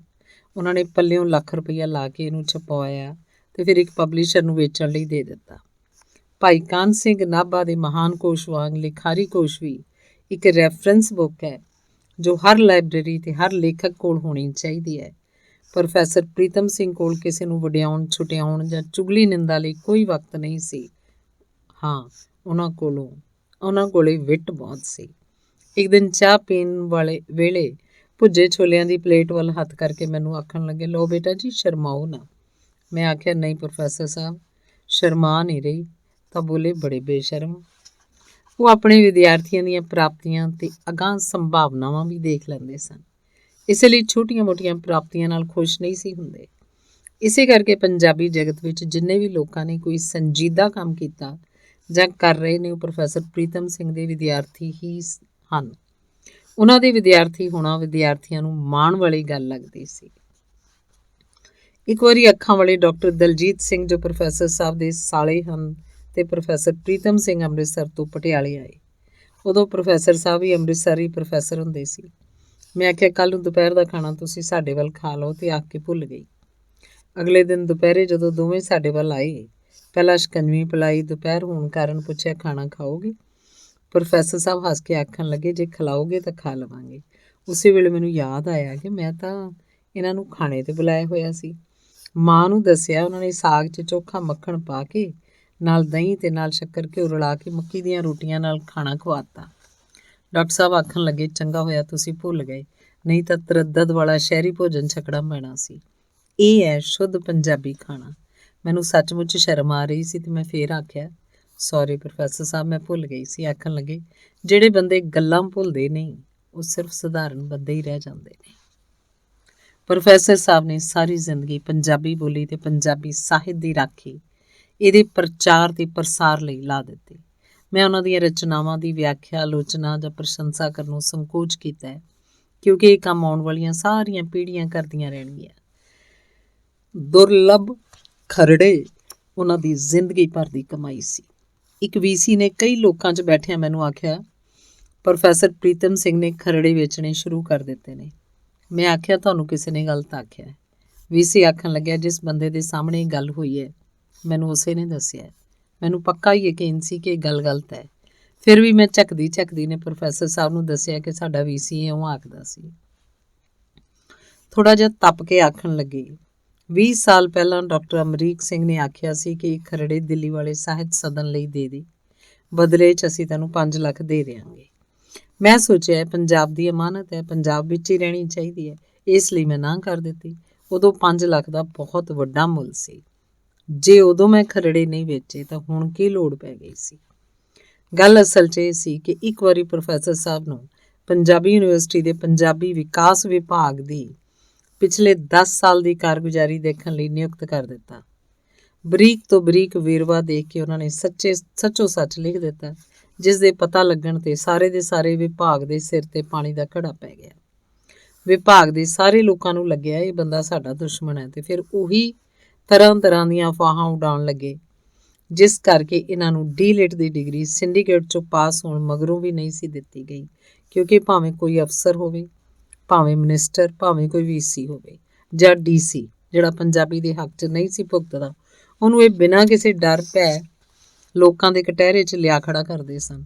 ਜਿਵੇਂ ਪੰਜਾਬੀ ਬੋਲੀ ਤੇ ਸਾਹਿਤ ਉੱਪਰ ਝੱਖੜ ਝੁੱਲੇ, ਹਕੂਮਤਾਂ ਦੀ ਮਾਰ ਪਈ, ਅੱਧ-ਪੜ੍ਹ ਸਿਆਸੀ ਲੀਡਰਾਂ ਦੀਆਂ ਗਲਤ ਨੀਤੀਆਂ ਕਾਰਨ ਨੁਕਸਾਨ ਹੋਇਆ, ਉਦੋਂ ਹੀ ਪ੍ਰੋਫੈਸਰ ਸਾਹਿਬ ਨੇ ਆਪਣੀ ਬੁਲੰਦ ਆਵਾਜ਼ ਨਾਲ ਲੋਕਾਂ ਨੂੰ ਚੌਕਸ ਕੀਤਾ। ਅੱਜ ਉਹੀ ਸ਼ਖਸ ਜਿਸ ਨੇ ਇਕੱਲੇ ਨੇ ਕਿਸੇ ਵੱਡੀ ਸੰਸਥਾ ਜਿੰਨਾ ਕੰਮ ਕੀਤਾ ਸੀ ਤੁਰ ਗਿਆ ਸੀ। ਉਹਦਾ ਸ਼ਾਂਤ ਚਿੱਤ ਚਿਹਰਾ ਵੇਖ ਕੇ ਉਹਦੇ ਉੱਪਰ ਦੁਸ਼ਾਲਾ ਪਾਉਂਦੇ ਮੇਰੇ ਹੱਥ ਥਿੜਕ ਰਹੇ ਸਨ ਤੇ ਰੋਣਾ ਰੋਕਣ ਤੇ ਵੀ ਨਹੀਂ ਰੁਕ ਰਿਹਾ ਸੀ। ਲੋਕ ਆਖ ਰਹੇ ਸਨ ਕਿ ਉਹ ਤਾਂ ਭਾਗਾ ਵਾਲੇ ਸਨ, ਆਪਣੀ ਕਲਮ ਆਪਣੀ ਸਭ ਤੋਂ ਛੋਟੀ ਪੁੱਤਰੀ ਹਰਸ਼ਿੰਦਰ ਦੇ ਹੱਥ ਫੜਾ ਗਏ ਨੇ। ਜੈ ਰੂਪ ਨੂੰ ਹਮੇਸ਼ਾ ਸੱਚ ਤੇ ਪਹਿਰਾ ਦੇਣ ਜੋਗੇ ਸੰਸਕਾਰ ਦੇ ਕੇ ਗਏ ਨੇ, ਤੇ ਮੇਰੇ ਲਈ ਉਹ ਇੱਕ ਟੀਚਰ ਤੇ ਬਾਪ ਦਾ ਰਲਿਆ ਹੋਇਆ ਰੂਪ ਸਨ। ਉਹ ਭਾਵੇਂ ਇਸ ਫਾਨੀ ਸੰਸਾਰ ਤੋਂ ਤੁਰ ਗਏ ਨੇ, ਪਰ ਉਹਨਾਂ ਦੀ ਜ਼ਿੰਦਗੀ ਭਰ ਦੀ ਤਪੱਸਿਆ ਦਾ ਫਲ, ਉਹਨਾਂ ਦੀਆਂ ਰਚਨਾਵਾਂ ਤੇ ਉਹਨਾਂ ਦੇ ਲੱਭ ਕੇ ਲਿਆਂਦੇ ਖਰੜਿਆਂ ਦੇ ਕਾਰਨ ਉਹਨਾਂ ਦਾ ਨਾਂ ਪੰਜਾਬੀ ਜਗਤ 'ਚ ਹਮੇਸ਼ਾ ਆਦਰ ਨਾਲ ਲਿਆ ਜਾਏਗਾ, ਤੇ ਉਹ ਆਉਣ ਵਾਲੀਆਂ ਪੀੜ੍ਹੀਆਂ ਲਈ ਰੂਲ ਬਣ ਸਕਦੇ ਹਨ। ਪੰਜਾਬੀ ਬੋਲੀ ਹਮੇਸ਼ਾ ਆਪ ਜੀ ਦੀ ਰਿਣੀ ਰਹੇਗੀ, ਤੇ ਹਰ ਔਖੇ ਮੋੜ 'ਤੇ ਉਹ ਯਾਦ ਵੀ ਆਉਣਗੇ ਤੇ ਸਹਾਰਾ ਵੀ ਬਣਨਗੇ। ਇਤਿਹਾਸ ਵਿੱਚ ਅਜਿਹੀਆਂ ਗੂੜ੍ਹੀਆਂ ਪੈੜਾਂ ਪਾਉਣ ਵਾਲੇ ਵਿਰਲੇ ਲੋਕ ਹੀ ਹੁੰਦੇ ਹਨ, ਜਿਨ੍ਹਾਂ ਨੂੰ ਇਤਿਹਾਸ ਹਮੇਸ਼ਾ ਨਮਸਕਾਰ ਕਰਕੇ ਲੰਘਦਾ ਹੈ। ਮੈਂ ਕੁਝ ਨਿੱਜੀ ਵੇਰਵਿਆਂ ਨਾਲ ਉਹਨਾਂ ਦੀ ਸ਼ਖਸੀਅਤ ਦੇ ਕੁਝ ਪਹਿਲੂਆਂ ਦਾ ਹੀ ਜ਼ਿਕਰ ਕਰ ਸਕੀ ਹਾਂ। ਅੰਗ 36ਵਾਂ। ਮਾਮਾ ਜੀ ਦੇ ਸੀਰੀ ਮੇਰੂ ਦੀ ਕੁੜੀ ਸ਼ੀਲਾ 7-8 ਸਾਲ ਦੀ ਸਾਡੇ ਕੋਲ ਆ ਗਈ ਸੀ। ਸਾਡੇ ਘਰ ਭੇਜ ਦਿੱਤੀ ਗਈ ਸੀ। ਉਹਦੀ ਵੱਡੀ ਭੈਣ ਭੋਲੀ ਪਹਿਲਾਂ ਹੀ ਬੇਜੀ ਕੋਲ ਰਹਿੰਦੀ ਸੀ। ਕਾਕਾ ਸਿਮਰਨ ਉਦੋਂ 10 ਦਿਨ ਦਾ ਸੀ ਜਿਸ ਦਿਨ ਉਹ ਆਈ ਸੀ। ਮਹੀਨੇ ਕੁ ਮਗਰੋਂ ਇੱਕ ਦਿਨ ਭੋਲੀ ਨੇ ਸ਼ੀਲਾ ਦੇ 2-3 ਕਰਾਰੇ ਥੱਪੜ ਲਾਏ। ਸ਼ੀਲਾ ਉੱਚੀ ਰੋਣ ਲੱਗ ਪਈ। ਭੋਲੀ ਬੋਲੀ, ਕੰਮ ਕੋਈ ਕਰਦੀ ਨਹੀਂ, ਸਵੇਰੇ 6 ਪਰੌਂਠੇ ਖਾ ਗਈ ਹੈ। ਮੈਂ ਹੱਸ ਕੇ ਆਖਿਆ, ਕੋਈ ਨਾ, ਜਦੋਂ ਇਹਨੂੰ ਰੱਜ ਆ ਗਿਆ ਫਿਰ ਘੱਟ ਖਾਣ ਲੱਗ ਜੂ। ਕਈ ਵਾਰੇ ਦੋਵੇਂ ਭੈਣਾਂ ਇੱਕ ਬੇਜੀ ਕੋਲ, ਇੱਕ ਸਾਡੇ ਕੋਲ ਰਹਿੰਦੀਆਂ ਰਹੀਆਂ। ਜਦੋਂ ਅਸੀਂ ਯੂਨੀਵਰਸਿਟੀ ਸ਼ਿਫਟ ਕੀਤਾ, ਭੋਲੀ ਬੇਜੀ ਕੋਲ ਰਹਿ ਗਈ ਤੇ ਸ਼ੀਲਾ ਸਾਡੇ ਨਾਲ ਯੂਨੀਵਰਸਿਟੀ ਆ ਗਈ। ਘਰ ਹੀ ਮਾੜਾ ਮੋਟਾ ਪੜ੍ਹਦੀ ਵੀ ਰਹੀ, ਕੰਮ ਵੀ ਸਿੱਖ ਲਏ ਤੇ ਵੱਡੀ ਵੀ ਹੁੰਦੀ ਗਈ। ਜਮਾਤਾਂ ਇਹਨੇ ਬਹੁਤੀਆਂ ਨਹੀਂ ਸੀ ਪਾਸ ਕੀਤੀਆਂ, ਸਿਰਫ 8ਵੀਂ ਪਾਸ ਸੀ। ਇੱਕ ਵਾਰੀ ਹਮੇਸ਼ਾ ਵਾਂਗ ਡਾਕਟਰ ਪੁਆਰ ਜਦੋਂ ਵੀਸੀ ਸਨ ਸਾਡੇ ਘਰ ਆਏ। ਹੁਣ ਤੱਕ ਸ਼ੀਲਾ 17-18 ਸਾਲ ਦੀ ਹੋ ਚੁੱਕੀ ਸੀ ਤੇ ਘਰ ਦਾ ਸਾਰਾ ਕੰਮ ਉਹਨੇ ਸੰਭਾਲ ਲਿਆ ਹੋਇਆ ਸੀ। ਸਿਰਫ ਇੱਕ ਔਰਤ ਸਫਾਈ ਕਰਨ ਆਉਂਦੀ ਸੀ। ਡਾਕਟਰ ਪੁਆਰ ਨੂੰ ਚਾਹ ਦਾ ਕੱਪ ਫੜਾਉਣ ਲੱਗੀ ਸ਼ੀਲਾ ਆਖਣ ਲੱਗੀ, ਅੰਕਲ ਜੀ ਮੈਂ ਇੱਕ ਗੱਲ ਕਹਿਣੀ ਆ ਤੁਹਾਨੂੰ। ਉਹ ਬੋਲੇ, ਬੇਟਾ ਦੱਸੋ। ਸ਼ੀਲਾ ਬੋਲੀ, ਜੇ ਮੈਂ ਘਰ ਦਾ ਸਾਰਾ ਕੰਮ ਨਾ ਸੰਭਾਲਦੀ ਤਾਂ ਤੁਹਾਡੇ ਮੈਡਮ ਇੰਨੇ ਨਾਵਲ ਕਿਵੇਂ ਲਿਖ ਲੈਂਦੇ। ਡਾਕਟਰ ਪੁਆਰ ਬੋਲੇ, ਗੱਲ ਤਾਂ ਤੇਰੀ ਠੀਕ ਹੈ ਸ਼ੀਲਾ, ਫਿਰ ਇਹਦੇ ਬਦਲੇ ਤੁਸੀਂ ਮੇਰਾ ਵੀ ਕੁਝ ਕਰੋ। ਸ਼ੀਲਾ ਬੋਲੀ। ਡਾਕਟਰ ਪੁਆਰ ਬੋਲੇ, ਤੂੰ ਪੜ੍ਹੀ ਕਿੰਨਾ ਕੁ ਹੈ। ਸ਼ੀਲਾ ਬੋਲੀ, ਅੰਕਲ ਜੀ ਮੈਂ 8 ਜਮਾਤਾਂ ਪਾਸ ਕੀਤੀਆਂ ਹੋਈਆਂ ਨੇ। ਡਾਕਟਰ ਪੁਆਰ ਬੋਲੇ, ਤੂੰ ਆਪ ਦੇਖ 8 ਜਮਾਤਾਂ ਪਾਸ ਕੁੜੀ ਨੂੰ ਮੈਂ ਯੂਨੀਵਰਸਿਟੀ 'ਚ ਕਿਹੜੀ ਨੌਕਰੀ ਦੇ ਦਿਆਂ। ਇਹ ਗੱਲ ਸੁਣ ਕੇ ਸ਼ੀਲਾ ਉਦਾਸ ਨਹੀਂ ਹੋਈ, ਸਗੋਂ ਆਖਣ ਲੱਗੀ, ਜੇ ਨਹੀਂ ਹੈ ਕੋਈ ਨੌਕਰੀ ਮੇਰੇ ਜੋਗੀ ਤਾਂ ਬਣਾ ਲਓ। ਤੁਸੀਂ ਤਾਂ ਮਾਲਕ ਕੋਈ ਯੂਨੀਵਰਸਿਟੀ ਦੇ। ਡਿਸਪੈਂਸਰੀ 'ਚ ਹੋਮਿਓਪੈਥੀ ਦਾ ਜਿਹੜਾ ਡਾਕਟਰ ਹੈ ਉਹ ਮੈਨੂੰ ਭਲਾ ਜਿਹਾ ਬੰਦਾ ਲੱਗਦਾ, ਉੱਥੇ ਉਹਦੇ ਮੂਹਰੇ ਲਾ ਦਿਓ ਬਸ। ਡਾਕਟਰ ਪੁਆਰ ਨੇ ਕਿਹਾ ਕਿ ਉੱਥੇ ਤਾਂ ਕੋਈ ਪੋਸਟ ਹੀ ਨਹੀਂ। ਸ਼ੀਲਾ ਨੇ ਬੜੇ ਭਰੋਸੇ ਨਾਲ ਕਿਹਾ, ਜੇ ਨਹੀਂ ਤਾਂ ਤੁਸੀਂ ਬਣਾ ਲਓ, ਤੁਸੀਂ ਸਭ ਕੁਝ ਕਰ ਸਕਦੇ ਹੋ। ਤੇ ਹੋਇਆ ਵੀ ਇੰਝ ਹੀ। ਡਾਕਟਰ ਨੇ ਸ਼ੀਲਾ ਨੂੰ ਡੇਲੀ ਵੇਜਿਸ ਤੇ ਹੋਮਿਓਪੈਥੀ ਵਿਭਾਗ 'ਚ ਲਗਾ ਦਿੱਤਾ। ਕਿਉਂਕਿ ਉੱਥੇ ਪੋਸਟ ਕੋਈ ਨਹੀਂ ਸੀ, ਇਸ ਲਈ ਉਹਦੀ ਤਨਖਾਹ ਰਜਿਸਟਰਾਰ ਦੇ ਖਾਤੇ 'ਚੋਂ ਆਉਂਦੀ ਸੀ। 3 ਮਹੀਨੇ ਮਗਰੋਂ ਡਾਕਟਰ ਪੁਰੀ ਨੇ ਉਹਨੂੰ ਐਕਸਟੈਂਸ਼ਨ ਨਾ ਭੇਜੀ ਤੇ ਆਖ ਦਿੱਤਾ, ਸਾਨੂੰ ਤੇਰੀ ਲੋੜ ਨਹੀਂ। ਮੈਂ ਉਹਨੂੰ ਆਖਿਆ, ਤੂੰ ਹਰ ਰੋਜ਼ ਜਾਂਦੀ ਰਹਿ, ਫਿਰ ਦੇਖਾਂਗੇ। ਉਹ 1.5 ਮਹੀਨਾ ਇਉਂ ਹੀ ਜਾਂਦੀ ਰਹੀ। ਲੋਕੀ ਉਹਨੂੰ ਮਜ਼ਾਕ ਕਰਨ ਲੱਗੇ ਕਿ ਨਾ ਤੇਰੀ ਹਾਜ਼ਰੀ ਲੱਗਦੀ ਹੈ, ਨਾ ਤੈਨੂੰ ਤਨਖਾਹ ਮਿਲਣੀ ਹੈ, ਤੂੰ ਕਿਸ ਲਈ ਆਉਣੀ ਹੈ। ਉਹਨੇ ਆਖਿਆ, ਮੈਨੂੰ ਤਾਂ ਭੂਆ ਜੀ ਆਖਦੇ ਨੇ ਜਾਈ ਜਾ। 1.5 ਕੁ ਮਹੀਨੇ ਮਗਰੋਂ ਮੈਂ ਉਹਦੀ ਅਰਜ਼ੀ ਲੈ ਕੇ ਆਪ ਰਜਿਸਟਰਾਰ ਕੋਲ ਚਲੀ ਗਈ। ਰਜਿਸਟਰਾਰ ਨੇ ਜਿਸ ਡੇਟ ਨੂੰ ਉਹਦੀ ਐਕਸਟੈਂਸ਼ਨ ਖਤਮ ਹੁੰਦੀ ਸੀ, ਉਸੇ ਡੇਟ ਤੋਂ 6 ਮਹੀਨੇ ਦੀ ਐਕਸਟੈਂਸ਼ਨ ਹੋਰ ਦੇ ਦਿੱਤੀ। ਇਉਂ ਰਲਾ ਮਿਲਾ ਕੇ ਉਹਦੇ 9 ਮਹੀਨੇ ਹੋ ਗਏ ਤੇ ਹੁਣ ਉਹਨੂੰ ਕੋਈ ਵੀ ਕੱਢ ਨਹੀਂ ਸੀ ਸਕਦਾ। ਹੌਲੀ ਹੌਲੀ ਅਡਹਾਕ ਤੇ ਹੋ ਗਏ ਤੇ ਫਿਰ ਅਟੈਂਡੈਂਟ ਦੇ ਤੌਰ ਤੇ ਪੱਕੀ ਵੀ ਹੋ ਗਈ। ਹੁਣ 12-13 ਹਜ਼ਾਰ ਰੁਪਏ ਮਹੀਨਾ ਤਨਖਾਹ ਲੈਂਦੀ ਹੈ ਤੇ ਹੋਮਿਓਪੈਥੀ ਦਾ ਸਾਰਾ ਕੰਮ ਵੀ ਸਿੱਖ ਗਈ ਹੈ। ਅੰਗ 37ਵਾਂ। ਮੈਂ ਪਹਿਲਾ ਨਾਵਲ ਅਗਨੀ ਪ੍ਰੀਖਿਆ ਜਦੋਂ ਲਿਖਿਆ ਤਾਂ ਮੈਨੂੰ ਸਮਝ ਨਹੀਂ ਸੀ ਲੱਗਦੀ ਕਿਸ ਤੋਂ ਪੁੱਛਾਂ ਕਿ ਇਹ ਨਾਵਲ ਬਣ ਗਿਆ ਕਿ ਨਹੀਂ। ਮੈਂ ਸੁਣਿਆ ਹੋਇਆ ਸੀ ਕਿ ਡਾਕਟਰ MS ਰੰਧਾਵਾ, ਜੋ ਉਸ ਵੇਲੇ ਐਗਰੀਕਲਚਰ ਯੂਨੀਵਰਸਿਟੀ ਲੁਧਿਆਣਾ ਦੇ VC ਸਨ, ਕਲਾ ਤੇ ਕਲਾਕਾਰਾਂ ਦੇ ਬੜੇ ਹਮਾਇਤੀ ਸਨ। ਮੈਂ ਆਪਣੀ ਹੱਥ ਲਿਖਤ ਹੀ ਪਾਰਸਲ ਕਰਕੇ ਇਹ ਨਾਵਲ ਡਾਕਟਰ ਰੰਧਾਵਾ ਨੂੰ ਭੇਜ ਦਿੱਤਾ। ਕੁਝ ਦਿਨਾਂ ਮਗਰੋਂ ਉਹਦੀ ਲੰਮੀ ਚੌੜੀ ਚਿੱਠੀ ਆਈ, ਜਿਸ 'ਚ ਉਹਨੇ ਲਿਖਿਆ ਸੀ, ਮੇਰਾ ਖਿਆਲ ਸੀ ਕਿ ਅਜਿਹੇ ਨਾਵਲ ਅੰਗਰੇਜ਼ੀ 'ਚ ਹੀ ਲਿਖੇ ਜਾਂਦੇ ਨੇ। ਮੈਂ ਖੁਸ਼ ਹਾਂ ਕਿ ਇੱਕ ਜੱਟਾਂ ਦੀ ਕੁੜੀ ਨੇ ਏਡਾ ਵਧੀਆ ਨਾਵਲ ਲਿਖਿਆ। ਮੈਂ ਨਾਵਲ ਪਾਪਾ ਪ੍ਰੀਤਮ ਸਿੰਘ ਨਵਯੁਗ ਪਬਲਿਸ਼ਰ ਵਾਲਿਆਂ ਨੂੰ ਛਾਪਣ ਲਈ ਭੇਜ ਦਿੱਤਾ ਤੇ ਸਰਦਾਰ ਹਰਬੰਸ ਸਿੰਘ, ਜੋ ਪੰਜਾਬੀ ਯੂਨੀਵਰਸਿਟੀ ਦੇ ਰਜਿਸਟਰਾਰ ਹਨ, ਨੂੰ ਅੰਗਰੇਜ਼ੀ 'ਚ ਤਰਜਮਾ ਕਰਨ ਲਈ ਵੀ ਆਖ ਦਿੱਤਾ। ਇਸ ਤੋਂ ਕੁਝ ਚਿਰ ਮਗਰੋਂ ਪਾਪਾ ਪ੍ਰੀਤਮ ਸਿੰਘ ਨੇ ਉਹ ਨਾਵਲ ਬੜਾ ਖੂਬਸੂਰਤ ਛਾਪ ਕੇ ਮੈਨੂੰ ਭੇਜਿਆ ਤੇ ਨਾਲ ਹੀ ਲਿਖਿਆ, ਬੀਬੀ ਜਦੋਂ ਅਗਲਾ ਨਾਵਲ ਲਿਖੇਂਗੇ ਉਹ ਵੀ ਭੇਜ ਦੇਈਂ, ਛਾਪ ਦਿਆਂਗਾ। ਅਗਲਾ ਨਾਵਲ ਮੈਂ ਇਹੋ ਹਮਾਰਾ ਜੀਵਨਾ ਲਿਖਿਆ, ਜਿਹਨੂੰ ਭਾਰਤੀ ਸਾਹਿਤ ਅਕੈਡਮੀ ਦਾ ਪੁਰਸਕਾਰ ਵੀ ਮਿਲ ਗਿਆ। ਇਹ ਨਾਵਲ ਜਿਵੇਂ ਵਾਰਤਕ ਵਿੱਚ ਇੱਕ ਕਵਿਤਾ ਹੋਵੇ। ਮੈਂ ਆਪਣੇ ਨਾਨਕੇ ਪਾਠ ਦੇ ਭੋਗ ਤੇ ਗਈ ਹੋਈ ਸੀ। ਗੁਰੂ ਗ੍ਰੰਥ ਸਾਹਿਬ ਦੇ ਪਾਠ ਦਾ ਭੋਗ ਸੀ। ਇੱਕ ਔਰਤ ਇੱਕ ਵਾਰੀ ਨਹੀਂ, ਬਾਰ-ਬਾਰ ਮੱਥਾ ਟੇਕਣ ਆਈ। ਫਿਰ ਲੋਕਾਂ ਦੇ ਜੋੜੇ ਝਾੜਨ ਲੱਗ ਪਈ। ਮੈਂ ਮਾਮੀ ਜੀ ਨੂੰ ਪੁੱਛਿਆ, ਇਹ ਕੌਣ ਹੈ। ਉਹਨਾਂ ਨੇ ਦੱਸਿਆ, ਸਾਹਮਣੇ ਘਰ ਵਾਲੇ ਅਮਲੀ ਦੀ ਘਰ ਵਾਲੀ ਹੈ, ਹਰਿਦੁਆਰ ਤੋਂ ਲਿਆਂਦੀ ਹੈ। ਇਹ ਗੱਲ ਮੈਨੂੰ ਬਹੁਤ ਦਿਨ ਬੇਆਰਾਮ ਕਰਦੀ ਰਹੀ ਕਿ ਉਹ ਹਰਿਦੁਆਰ ਕਿਉਂ ਗਈ ਸੀ, ਇੱਧਰ ਅਮਲੀ ਨਾਲ ਕਿਉਂ ਆ ਗਈ, ਉਹ ਇੰਨੀ ਬੇਚੈਨ ਕਿਉਂ ਸੀ। ਕਈ ਦਿਨ ਇਹ ਗੱਲਾਂ ਮੇਰੇ ਦਿਮਾਗ 'ਚ ਘੁੰਮਦੀਆਂ ਰਹੀਆਂ। ਗੱਲ ਆਈ ਗਈ ਹੋ ਗਈ, ਪਰ ਉਸ ਔਰਤ ਦਾ ਉਦਾਸ ਜਿਹਾ ਚਿਹਰਾ ਡੂੰਘਾ ਮੇਰੇ ਮਨ 'ਚ ਕਿਧਰੇ ਲੈ ਗਿਆ। ਮੈਂ ਉਹਦਾ ਨਾਮ ਵੀ ਰੱਖ ਲਿਆ, ਭਾਨੋ, ਤੇ ਉਹ ਸਮਾਂ ਪਾ ਕੇ ਭਾਨੋ ਦੀ ਕਹਾਣੀ ਨਾਵਲ ਬਣ ਗਈ। ਹੁਣ ਤੇ ਨਾਵਲ ਸਾਰੀਆਂ ਭਾਰਤੀ ਭਾਸ਼ਾਵਾਂ 'ਚ ਤਰਜਮਾ ਵੀ ਹੋ ਚੁੱਕਿਆ ਤੇ 13 ਐਪੀਸੋਡ ਦਾ ਸੀਰੀਅਲ ਵੀ ਬਣ ਚੁੱਕਿਆ। ਅੰਗ 38ਵਾਂ। ਮੈਂ ਸਵੈ ਜੀਵਨੀ ਦਾ ਪਹਿਲਾ ਭਾਗ ਲਿਖਿਆ ਸੀ, ਨੰਗੇ ਪੈਰਾਂ ਦਾ ਸਫ਼ਰ। ਇਹ ਪੁਸਤਕ ਮੇਰੇ ਜੀਵਨ ਨਾਲ ਸੰਬੰਧਿਤ ਹੋਣ ਕਾਰਨ ਕਈ ਭਾਸ਼ਾਵਾਂ 'ਚ ਤਰਜਮਾ ਵੀ ਹੋਈ ਤੇ ਪੜ੍ਹੀ ਵੀ ਬਹੁਤ ਗਈ। ਇਹਨੂੰ ਛਪੀ ਨੂੰ 20-25 ਸਾਲ ਹੋ ਗਏ ਨੇ। ਲੋਕੀ ਮੈਨੂੰ ਇਹ ਵੀ ਆਖਦੇ ਨੇ ਕਿ ਸਵੈ ਜੀਵਨੀ ਤਾਂ ਲੋਕੀ ਅਖੀਰਲੀ ਉਮਰ 'ਚ ਲਿਖਦੇ ਨੇ, ਤੁਸੀਂ ਮੁੱਢਲੀ ਉਮਰ 'ਚ ਹੀ ਕਿਉਂ ਲਿਖਤੀ। ਮੈਂ ਦੱਸਿਆ ਕਿ ਇਸ ਉਮਰ ਤੱਕ ਮੇਰੇ ਨਾਲ ਵੱਡੇ ਹਾਦਸੇ ਵਾਪਰ ਚੁੱਕੇ ਸਨ ਤੇ ਮੈਂ ਨਹੀਂ ਸੀ ਚਾਹੁੰਦੀ ਕਿ ਕਿਸੇ ਵੀ ਉਮਰ 'ਚ ਜਾ ਕੇ ਇਹਨਾਂ ਬਾਰੇ ਗਲਤਫਹਿਮੀਆਂ ਜਾਂ ਖੁਸ਼ਫਹਿਮੀਆਂ ਬਿਆਨ ਕੀਤੀਆਂ ਜਾਣ। ਇਸ ਵੇਲੇ ਜਦੋਂ ਮੈਂ ਸਵੈ ਜੀਵਨੀ ਦਾ ਪਹਿਲਾ ਭਾਗ ਲਿਖਿਆ ਤਾਂ ਸਾਰੇ ਸੰਬੰਧਿਤ ਪਾਤਰ ਜਿਉਂਦੇ ਸਨ, ਇਸ ਲਈ ਕਿਸੇ ਵੀ ਕਿਸਮ ਦੀ ਖੋਟ ਰਲ ਜਾਣ ਦੀ ਅਚੇਤ ਸੰਭਾਵਨਾ ਵੀ ਨਹੀਂ ਸੀ। ਇਸ ਤੋਂ ਮਗਰੋਂ ਲੋਕਾਂ ਨੇ ਤੇ ਪਬਲਿਸ਼ਰਾਂ ਨੇ ਵੀ ਸਵੈ ਜੀਵਨੀ ਦਾ ਅਗਲਾ ਭਾਗ ਲਿਖਣ ਲਈ ਆਖਿਆ, ਪਰ ਮੇਰਾ ਮਨ ਨਹੀਂ ਹੋਇਆ। ਹੁਣ ਤੱਕ ਮੈਨੂੰ ਸਮਝ ਆ ਚੁੱਕੀ ਸੀ ਕਿ ਅਸਲ 'ਚ ਮੈਂ ਕੌਣ ਹਾਂ, ਕਿਹਦੀ ਗੱਲ ਕਰਨਾ ਚਾਹੁੰਦੀ ਹਾਂ, ਇਹ ਗੱਲ ਕਿਸ ਨਾਲ ਕਰਨਾ ਚਾਹੁੰਦੀ ਹਾਂ ਤੇ ਕਿਉਂ ਕਰਨਾ ਚਾਹੁੰਦੀ ਹਾਂ। ਇਸ ਦਾ ਜਦੋਂ ਮੈਨੂੰ ਕੋਈ ਅਤਾ ਪਤਾ ਨਾ ਲੱਭਿਆ ਤਾਂ ਮੈਂ ਅਗਲਾ ਭਾਗ ਲਿਖਣ ਦਾ ਖਿਆਲ ਛੱਡ ਦਿੱਤਾ। ਹਾਂ, ਇੱਕ ਸਾਹਿਤਿਕ ਸਵੈ ਜੀਵਨੀ ਪੁੱਛਦੇ ਹੋ ਤਾਂ ਸੁਣੋ ਦੇ ਨਾਂ ਹੇਠ ਛੋਟੀ ਜੀ ਜ਼ਰੂਰ ਲਿਖੀ। ਉਸ ਵਿੱਚ ਵੀ ਬੜੇ ਥੋੜ੍ਹੇ ਜਿਹੇ ਸਰੋਕਾਰਾਂ ਦੀ ਗੱਲ ਕੀਤੀ ਹੈ। ਕਈ ਵਾਰੀ ਮੈਂ ਹੈਰਾਨ ਹੋ ਕੇ ਸੋਚਦੀ ਹਾਂ ਕਿ ਇਸ ਧਰਤੀ ਉੱਤੇ ਵੇਦ ਉਪਨਿਸ਼ਦ ਲਿਖੇ ਗਏ ਸੀ, ਰਮਾਇਣ ਲਿਖੀ ਗਈ ਸੀ, ਮਹਾਭਾਰਤ ਵਿੱਚ ਗੀਤਾ ਉਚਾਰੀ ਗਈ ਸੀ। ਉਸ ਤੋਂ ਮਗਰੋਂ ਗੁਰੂ ਗ੍ਰੰਥ ਸਾਹਿਬ ਦੀ ਸਿਰਜਣਾ ਹੋਈ, ਕਿੰਨੇ ਪੀਰ ਫਕੀਰ ਤੇ ਗੁਰੂ ਹੋਏ। ਇਹਦੇ ਬਾਵਜੂਦ ਅੱਜ ਅਸੀਂ ਜੜਹੀਨ ਕਦਰਾਂ ਕੀਮਤਾਂ ਵੀ ਹੋਣਾ, ਸਦਾਚਾਰੋਂ ਸਖਣਾ, ਆਪਹੁਦਰਾ ਤੇ ਬੇਸੁਰਾ ਜੀਵਨ ਕਿਉਂ ਜਿਉਣ ਲੱਗ ਪਏ ਹਾਂ।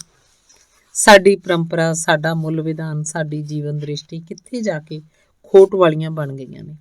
ਸਾਨੂੰ ਭੁੱਲ ਹੀ ਗਿਆ ਅਸੀਂ ਕੌਣ, ਕਿਹਨਾਂ ਦੇ ਵਾਰਸ ਹਾਂ, ਜਿਉਣਾ ਕਾਹਦੇ ਲਈ ਹੈ।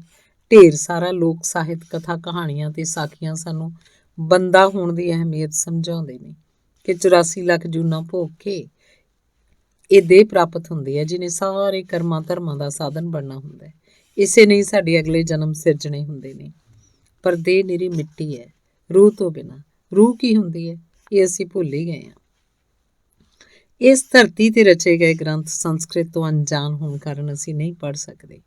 ਗੁਰੂ ਗ੍ਰੰਥ ਸਾਹਿਬ ਨੂੰ ਦੂਰੋਂ ਪੈਸਾ ਸੁੱਟ ਕੇ ਮੱਥਾ ਟੇਕ ਛੱਡਦੇ ਹਾਂ। ਹਜ਼ਾਰਾਂ ਨਹੀਂ, ਲੱਖਾਂ ਵਿੱਚੋਂ ਕੋਈ ਇੱਕ ਪੰਜਾਬੀ ਹੋਏਗਾ ਜਿਹਨੇ ਸਾਰਾ ਗੁਰੂ ਗ੍ਰੰਥ ਸਾਹਿਬ ਪੜ੍ਹਿਆ ਹੋਵੇ। ਅਸਲ 'ਚ ਸਾਡੇ ਕੋਲ ਵਧੀਆ ਜ਼ਿੰਦਗੀ ਜਿਉਣ ਦਾ ਕੋਈ ਮਾਡਲ ਹੀ ਨਹੀਂ।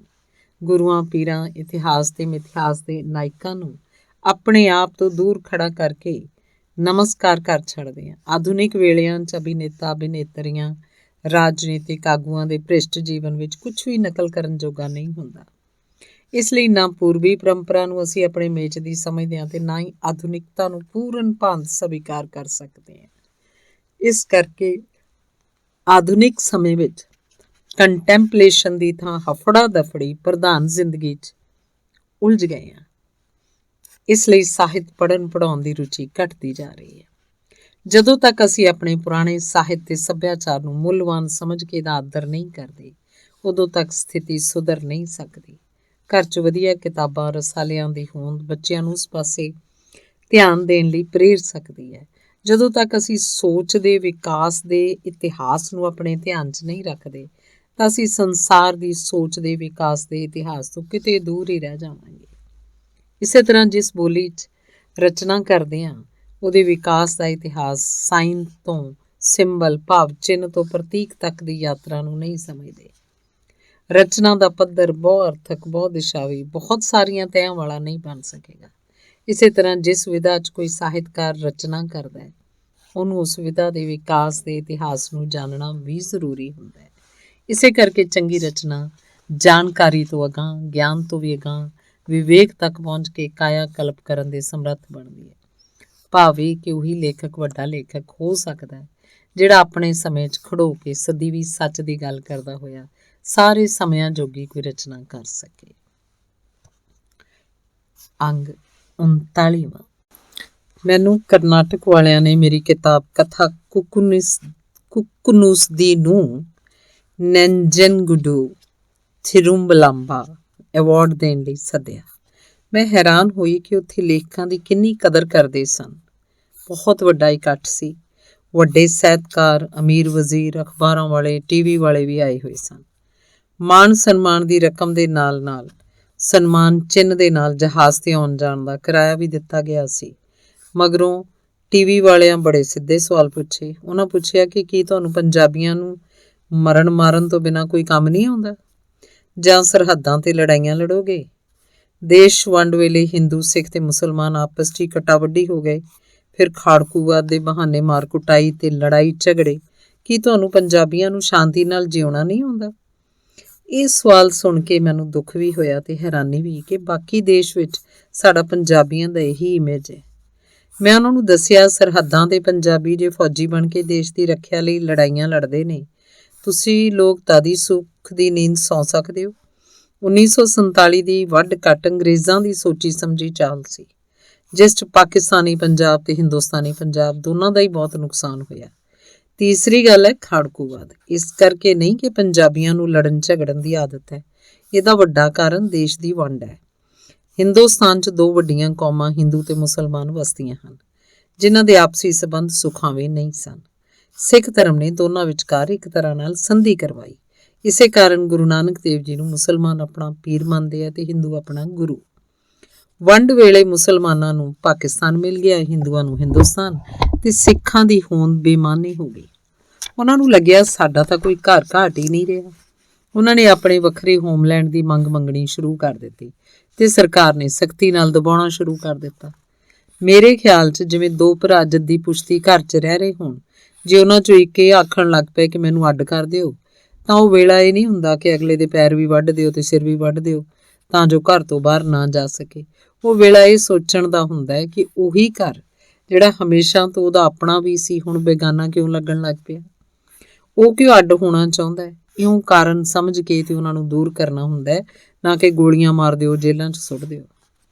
ਦੂਸਰੀ ਗੱਲ ਉਹਨਾਂ ਨੇ ਮੇਰੇ ਕੋਲ ਇਹ ਪੁੱਛੀ ਕਿ ਦੇਸ਼ 'ਚ ਸਭ ਤੋਂ ਵੱਧ ਅਣਆਈਆਂ ਮੌਤਾਂ ਪੰਜਾਬ 'ਚ ਹੁੰਦੀਆਂ ਨੇ। ਮਸਲਾ ਭਾਵੇਂ ਕੋਈ ਵੀ ਹੋਵੇ, ਦੇਸ਼ ਨੂੰ ਆਜ਼ਾਦ ਕਰਾਉਣ ਦਾ, ਭਾਵੇਂ ਦੇਸ਼ ਦੀ ਸੁਰੱਖਿਆ ਦਾ, ਪੰਜਾਬੀ ਸਭ ਤੋਂ ਮੋਹਰੀ ਹੁੰਦੇ ਨੇ। ਕਿਉਂ?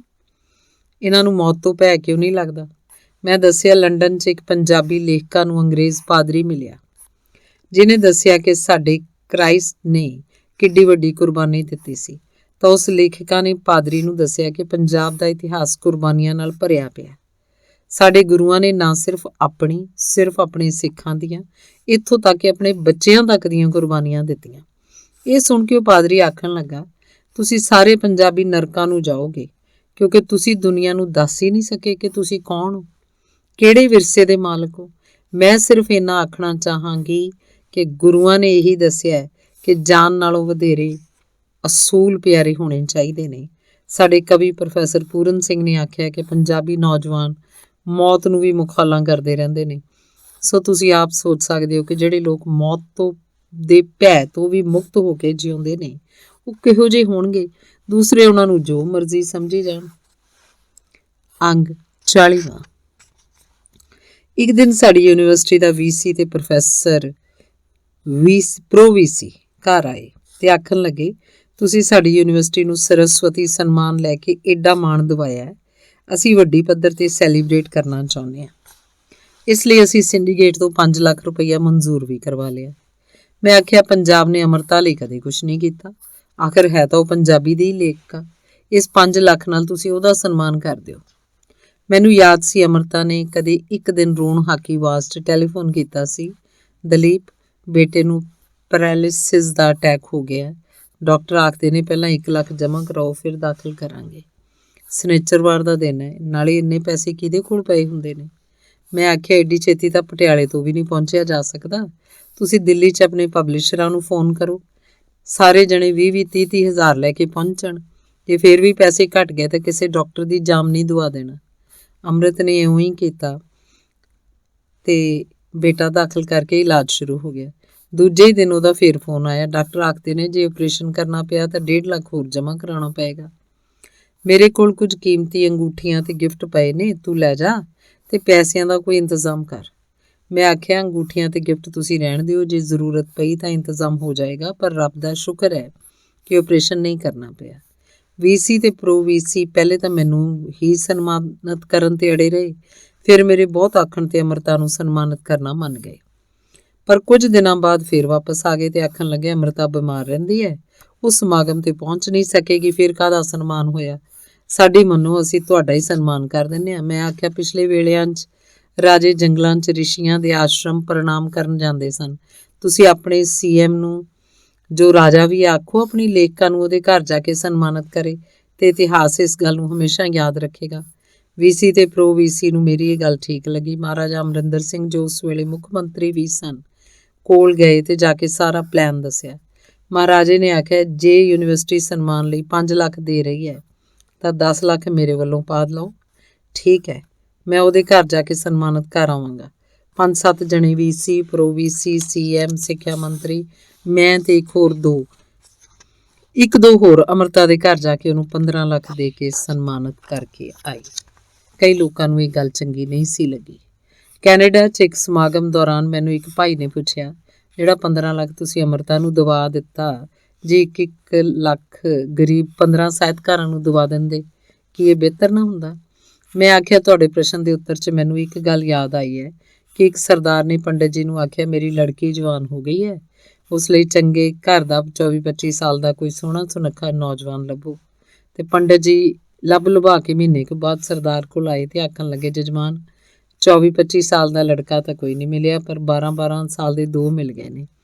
ਇਸੇ ਤਰ੍ਹਾਂ ਕੀ 15 ਲੇਖਕਾਂ ਨੂੰ ਬੰਨ੍ਹ ਕੇ ਇੱਕ ਅਮਰਤਾ ਬਣ ਜਾਣੀ ਸੀ।